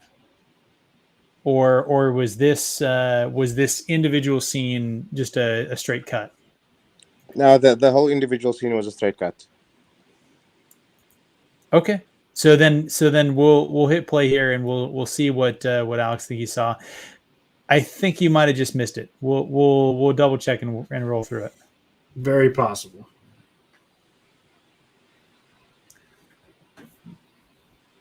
Are you playing anything? Screen still black. Are you guys still not seeing it play?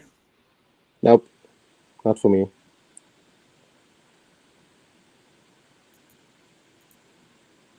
No, so that's a no.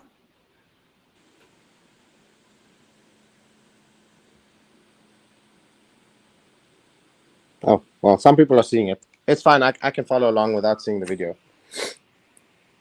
All right, I'll keep playing it here. It seems like people are seeing it, so yeah, I see it. So I think they were just off camera. Like it was just a very bizarre, like camera angle. Like if you have 4 significant characters in a scene, you generally don't do an overhead shot that only features 2 of them.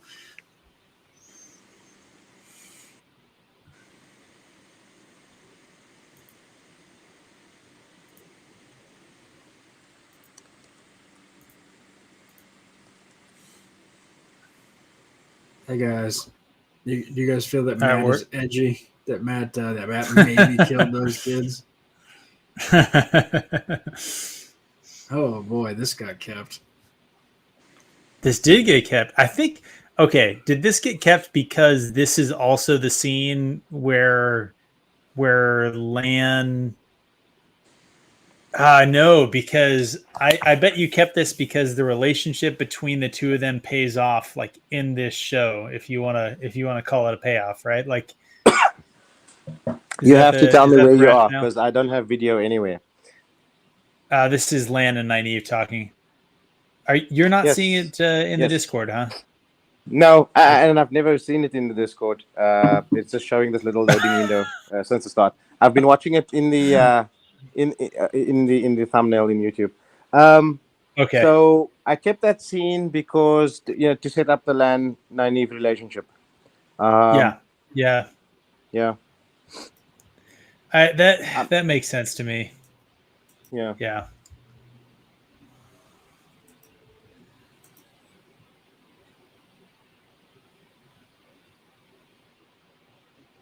God, but this old fucking stupid.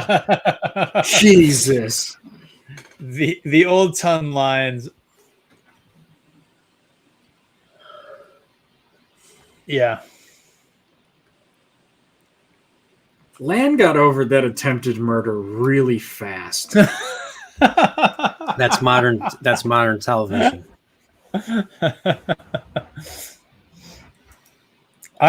I still say I think the thing that made me laugh was, imagine like somebody said something that was total gibberish to you as a child, like it didn't mean anything, and then you like remembering it accurately enough for somebody else to be able to interpret it. Like the 20-year-old telephone game is pretty impressive. Yes. If I was 4 and somebody spoke 3 sentences of French to me, there is no way my pronunciation of that is perfect. Yeah. Seems like Jack has to duck out. Thanks for tuning in. Yep, bye. Yeah, writing is hard.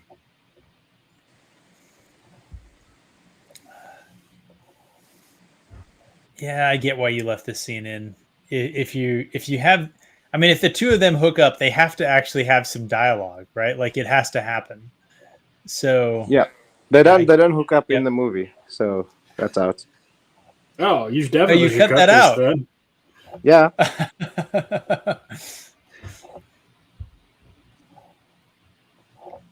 Well, no, because you leave the scene of them on the balcony talking, right? The scene from the book.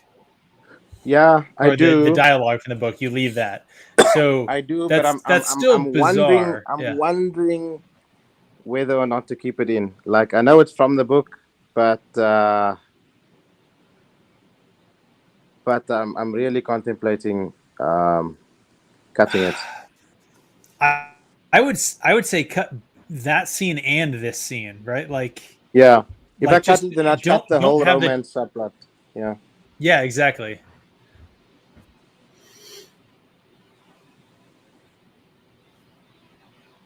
Oh no!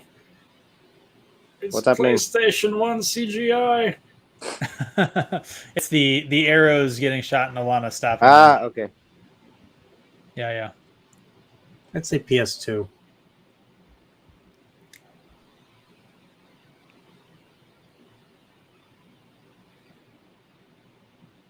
God, that wire work.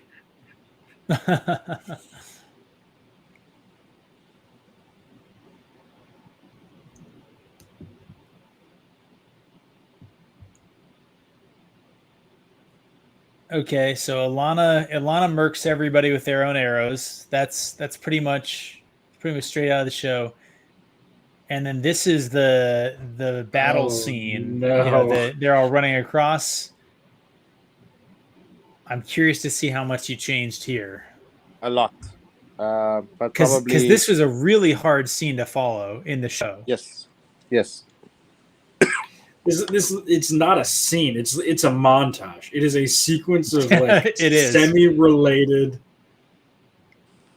Okay, so Logain is out. So Logain is now going to walk outside and murder everybody, right? Right? No, you cut so much. Oh my goodness. So like, yep. So they like barely start running back. He gets free. Moiraine is immediately there. So you really. The timeline was a real problem with this battle scene. Yeah. And you fixed a lot of that by just, I guess that was the scene where Nynaeve stabs a guy is most of what you cut out there. Yes. So basically what happens is there's a lot of choppy editing back and forth. And what I tried to do was remove like these 3-second shots. There's just too many of them, and you lose the geography of the fight. You don't know who's winning, who's losing, what's happening. 100%. I've taken a lot of that out, and I've left the scenes in with our characters. At the part where Karenni gets slammed into the wall, I've really focused on Stepan. So there's a scene where Stepan does the slow motion, like dazed and confused thing when Karenni first gets, I think, gets slammed into the wall, and then it cuts to Nynaeve, and it cuts to one of the Red sisters, and like, no, we need to be in Stepan's POV, right? No cutting away from that. And then, so I cut from one shot of him looking dazed and confused straight into the next one with cutting out all the scenes in between. And then I just try and get them to the cave in the most structured way possible. Yeah. No, yeah, I think that yep. It's very it's weird that I feel like I can catch your edits and your cuts here. Like, you know, like I'm watching it and I feel like I can watch it and be like, I was more upset watching this part when I saw it the first time. So like I can like catch the cuts. Yeah. It's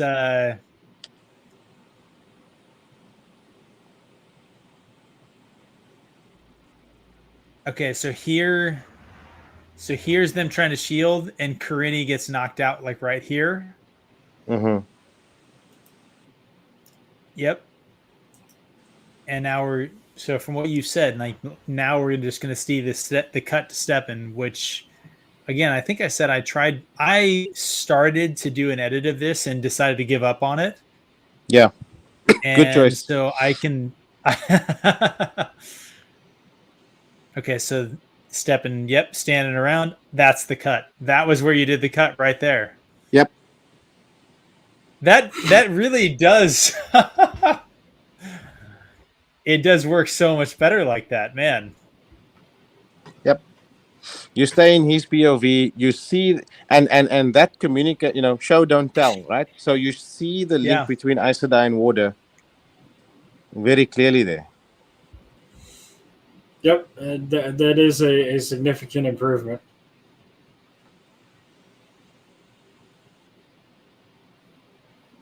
Yeah, Alex said it. Lady Balefire in the chat said it. That's definitely an improvement. Mm-hmm. And then he's right there, and he shows up. So you see his dealing with it, and then he's there. It makes the camp the right size, right? Like. Yeah. Logain shouldn't have been 5 miles away, right? Like he should have been close by.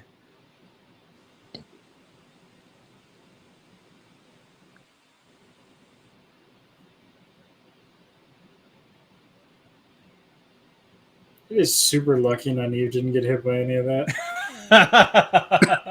She has the plot armor. It's super lucky That's true. that those fucking axes. She's Taviran. She's Taviran in the show, so she has Robert Jordan's literal plot armor. It's super lucky that like I guess Logain just thought that Moiraine was gonna blow him or something, and that's why he decided to stick around and not just kill her now. Remember, the genders can't see the other one's power. Yeah. Yeah, it's the whole thing is a bit. From the time Stepan actually jumps in with his axes, because how does he get the axes through the shield? How does Logain channel within the shield to break the axes into pieces? Oh, it's like a whole thing. That. So she does the like area healing, and Logain doesn't say like a blazing sun. Absolutely. So you actually there are no red herrings. This is I killed the Dragon Reborn mystery completely.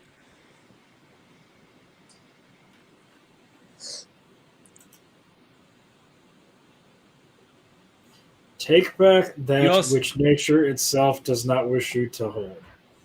So you also cut the part where she says, you know, link with me, sisters, or whatever, right? Did I? I don't know if I did. I think they just kind of do, because there is no really elaborate hand things. I think you might have cut it out. Yeah. All right. There we go. That's the halfway. So we see him get done. It seems like at least some of the members of the chat here are saying, "Hey, well done for what you did." I have to say, I'm surprised, because I think what you said about how when you cut it down to like the 6-hour version and you were concerned, you were like, you don't know if there's a movie there. I think that's what I would have assumed. Right. Yeah. Okay. Let's Alex, so you've watched this with us. Do you have any thoughts? Do you have any questions? So I'm going to say this in the most, like, I promise this is a genuine compliment. You have elevated this from insulting to bad. Thanks. I'll take that.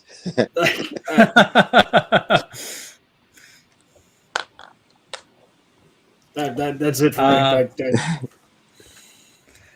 So perfect. So Brian, I know that you seem like you've still been pretty frustrated with this.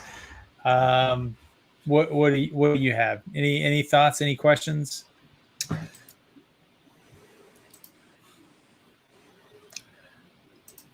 I mean, I'm with Alex on this. I feel this is a vast improvement over the stuff like the meaningless exposition just had to go. I totally agree. I mean, it more resembles the Wheel of Time, but it's just like I said earlier. It's just I didn't want to be rude, but this, like, I am checked out of this. Not a year editor. Once again, I'm checked out of what they filmed, what they chose to make, the writing, the dialogue. But what you did, and I mean, I have nothing but respect for fan edits. I mean, a buddy of mine made a Revenge of the Sith / Clone Wars Season 7 / original micro series Star Wars fan edit, and like these things are really good. And I like it when people are doing it. I might try something like that myself, but this was a really good edit. I mean, with the exception of maybe the show Picard, the Wheel of Prime is probably my least favorite show I've ever seen. And this is not something I say lightly. Like this, like I got more out of Rings of Power than what I saw with Wheel of Prime. Yeah, Interesting. I think I know people are going to disagree on that, but well, I mean, I don't think you're going to have many people disagree on our channel, but yeah. Sorry, Alex. I think this is just a classic example of you've done a phenomenal job, but ultimately, you can't make chicken salad out of chicken shit. And like they gave you the shittiest of chicken shit to work with. Yeah. Look, the footage is what it is. There's only going back to the start, you have to give up your notion of making this closer to the books, and you probably just have to think about how can I make this be a movie that people can watch. Yeah. Change the name of the edit. Call it Young Adults The Rebirth in cycle. Time, or the Wheel of Young Adults. the Rebirth cycle. Then you know what? I might be able to divorce the books and everything. Yeah. So I find myself, and I feel like hey, people in the chat, you can say what you will about this. I frequently find myself in this situation. I feel like with the White Cloaks is that I'm the least negative voice. So you said that you rated the original series at about a 6. I think that I probably put the original show as it was presented, because I thought that for a lot of the things that you were talking about with just the editing, the just like technical aspects, I said like I think it's a below average show. So like I put it, I think as a TV show, I think I put it at about a 4. As an adaptation, I put it as like a 1 or a 2. Right, where like the names of the characters were right, and that was about it. So I think yes, you're a little more charitable towards the show than I think I am. But with that out of the way, like with that said, I really do appreciate the work that you put into this. Like this, man. Like again, I guess to what Brian said. Like if it wasn't called the Wheel of Time. If Amazon had just dropped this as a thing on Amazon Prime and they called it something else, I would have said like this is watchable fantasy television, right? Like to be honest, some of the stuff that you've done so far, I would potentially even say for what we're seeing in a lot of productions today, I would honestly say like this is maybe even good fantasy television, like what you've shown us, not necessarily what Amazon did.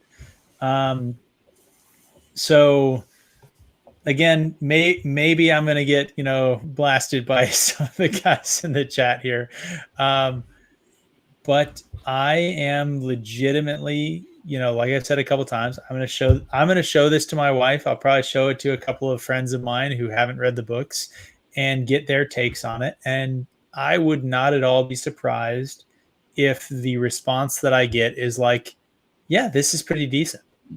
So I don't know. Chat, you guys can tell me what you think about it, I guess. I want to ask you a question now, which is, so this is the first time you've watched it with other people. I said in the chat, I think other people have said it, we are known as the channel for people who love the books, hate the show. How do you feel? You've gone through the gauntlet.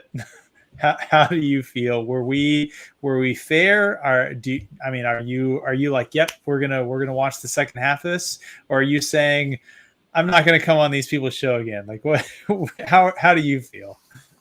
I'm feeling actually quite stoked, to be honest. I thought this was a very cool experience. I think that's a win for us. Then I'm glad that you say that. Honestly, for sure. No, absolutely. And I mean, just being able to watch this with an audience and like people who are this interested in seeing it, that's giving it the amount of time that you guys are giving it. I really, really appreciate it. All of you guys taking time to set it up and everybody who joined in to watch. This was super cool. And I do think there's, I like having the discussion about, what could and should have been in the show and what could and couldn't and shouldn't have been in the show versus the footage that was available to work with. Because I think you get to really poke at like each scene and like, what value is this adding? What more could have been done? In some cases, obviously, is there any merit in doing this at all? Because the source material that the show gave us wasn't even there to work with. And I like being challenged like that because like I've taken 1 or 2 ideas from you guys, which is always fantastic, as to maybe where I can cut even further and improve things. So I'm going to push back a little bit on the like, is it even worth it? I think it's 100% worth it. If I can just speak for myself, like I, as a fan of the Wheel of Time, am legitimately happy that this exists. Alex, Brian, I don't know what you guys think. I think that it at least feels a little bit like, I don't know. Maybe I'm having a hard time articulating it, but I legitimately appreciate the work that you put into it, and I'm happy that it's a thing. I hope that you continue to do it for season 2, And I guess I'm looking forward to having you on again to do the second half of this. Thank you very, very much. I really appreciate the sentiment. And yes, I'm looking forward to doing season 2. Let's see how it goes. I like this comment from Aldan in the chat about you did a better job than I thought possible. And I think for me, that's like the litmus test, right? Like no matter what your ingoing expectation, whether it was very, very low or very, very mid, if I could exceed that expectation in some way, then at least, there's some additional value that I brought. All right. Well, I think we've been at this for quite a while. We've suffered through some technical difficulties. My apologies to everyone. My computer is struggling to hold both the hosting the video, the showing on Discord, the pulling it on to sort of the stream here, and all sorts of other stuff. That's on me. I should be less cheap. I should invest more money into my hobby of doing just shit posting on YouTube. But I really appreciate all you guys that came out here. Brian, I feel like you have been sort of, just kind of coping and dealing in the background. But you got your own channel. You're doing some stuff. I think we're doing some Wheel of Time stuff actually tomorrow on your channel. Do you want to talk about that? Sure. Thanks, Peps. Tomorrow we're going to be doing part 2 of discussing The Great Hunt. Dane will be guest starring tomorrow night. Woo. And it's going to be covering from they just left. Can I say spoilers or should I not? Shoot your shot, man. All right. Yeah, just go for it. All right. This is a spoilers channel. Okay. All right. I just wanted to be sure. But they just left Valdara, so they're on the hunt now. So we're going to be starting from Bale Doman segment of chapter 9 all the way to chapter 21 or 22, however far again. I'm still on 18 myself. Today was a hell of a day. I spent all day at the DMV because Illinois sucks. So getting my license renewed. So tomorrow night, look forward to it. I'm still making my intro for tomorrow. So we'll see what happens. And Fanta, if you're around at all, you're welcome to check it out if you want to. We're gonna be talking about we'll do. Robert Jordan. So of course, we'll do. And I guess Alex, you're working on a video that's hopefully going to drop here about Perrin's arc, right? Yep. We have the response videos, part 1 and 2, ready to rock. We just got to decide that's right. Yeah. Drop those, and then I'm hoping to be done with the Perrin video this week. I said Wednesday, and I think I'm going to make it. Perfect. All right. So to our actual guest again, we appreciate the heck out of your time. We appreciate you letting us show this on our channel. We've actually kind of discussed this before, whether or not we wanted to stream in the Discord or do whatever. I don't think it would have felt right to do it without you to kind of come on, talk about it, talk through your process. So I really appreciate your time coming on here, especially the time zones. Again, it's late at night here, early morning there. And I guess other than Wheel of Time fan editing, are you doing anything? Are you doing any projects? Are there any other shows that you think you're going to try and do an edit, or are you just waiting until season 2, seeing what the house deals you, and what's the process over there? Yeah, thanks. And I think first of all, thank you very much for organizing this watch party and like giving so much taking so much time out and giving me the opportunity to sit and chat with you guys. I think it really makes me feel good to know that people care so much about the fan edit that they're setting out time to have a watch party about it and talk to me. So thank you very much for setting that up. As far as fan editing goes, I don't really have the same level of passion for other properties to really try to make fan edits of them. So I'll leave that. There's plenty of highly talented fan editors out there. Like I said before, Marvel, Star Wars, even Rings of Power. I'm sure there's a couple of people taking a look at that and trying to cut it into a movie. I'll leave them to it. I'll look forward to season 2. I'm busy also tinkering with this fan edit of season 1, and I've taken the notes about how Act 2 is quite draggy. So, let me see if there's more to cut out and try and make it a bit more streamlined. So yeah, I'll be tinkering away at this and looking at certain things.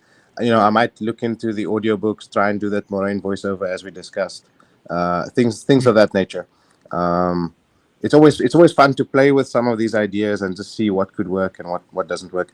And now that the fan edit's out, sort of the pressure's off. Now I can just edit for fun and test a few new ideas. And then I also want to do a little bit of color grading and so on. Like I don't really know how to do color grading, so I want to learn, and then maybe try and fix some of the colors and the saturation was off in a lot of the scenes, especially the outdoor ones and some of the indoor ones in Tarvalon. Let's see if I can. I wanted to ask you that question. Actually, I forgot to ask you that question. One of the criticisms of the show was color balancing and saturation and lighting and things like that. So you've thought about actually doing some of that as well, not just the scene selection, the audio, that kind of stuff. Yeah, exactly. Although I don't have enough experience in it to get it right, and the challenge is it's very time consuming because you have to grade each scene because they might have a different lighting, and so on. So it would be very time consuming to do. I'm interested in trying to do it. There's a lot of scenes which are too yellow. There's some scenes which are weirdly, they have too much magenta in them. Like I don't know why, but the balance is off. So there are places you want to just make it a bit more neutral, bring the white balance, and I don't know, do some things. But I need to learn what I'm doing in order to do that. Well, yeah. Anyone else from the? That's for me. No. I'm sorry. I didn't mean to cut you off there. No worries. I was just gonna say, look, if anybody wants to sort of support the fan edit, the best thing you can do is just get the word out about it, right? Like show it to people, share the link to the streaming website. You don't have to download. You can just watch it online. It's there. You can watch it at any time. Go onto my YouTube channel and sort of watch the videos and then like and subscribe and leave a comment. I don't put out new videos, so I'm not going to clutter up your YouTube feed. I only put out clips of editing, so you'll only see me again, when season 2 comes around. But it definitely helps the algorithm, right? It pushes the video to other people looking, Googling for Wheel of Time TV show stuff, and if they can see that there's a fan edit, it might bring them to this one instead of the TV show. 100%. I hope everybody who's watching with us so far. We put the link to your channel. I think we put the link to the video in the description. I'll double check and make sure that that's the case when we get offline here. Go like, subscribe, share those videos, and again, just appreciate your time on here. We're coming up at about 3.5 hours, so I think it's probably a good time to cut out. Thank you so much for being here, Alex. Thanks for making time. And Nerdporial, I will see you tomorrow to do the Great Hunt. And with that, I think it's probably a good time to end. So and just to confirm, right, next week same time. If that works for you, if the same time next week works for you, then let's we'll pencil that in and we'll say next week Saturday 10 p.m. Eastern is what we'll shoot for. And stand by for social media, either in Discord, Twitter, or on YouTube for confirmation of that. And we'll be on again next time. Hopefully, we'll try and fix some of these technical glitches. I don't know that we can, but I'll try. I'll try and have a better, faster computer next time. And with that, everybody, walk in the light. And thanks for coming on. Thank you. Thanks, everyone.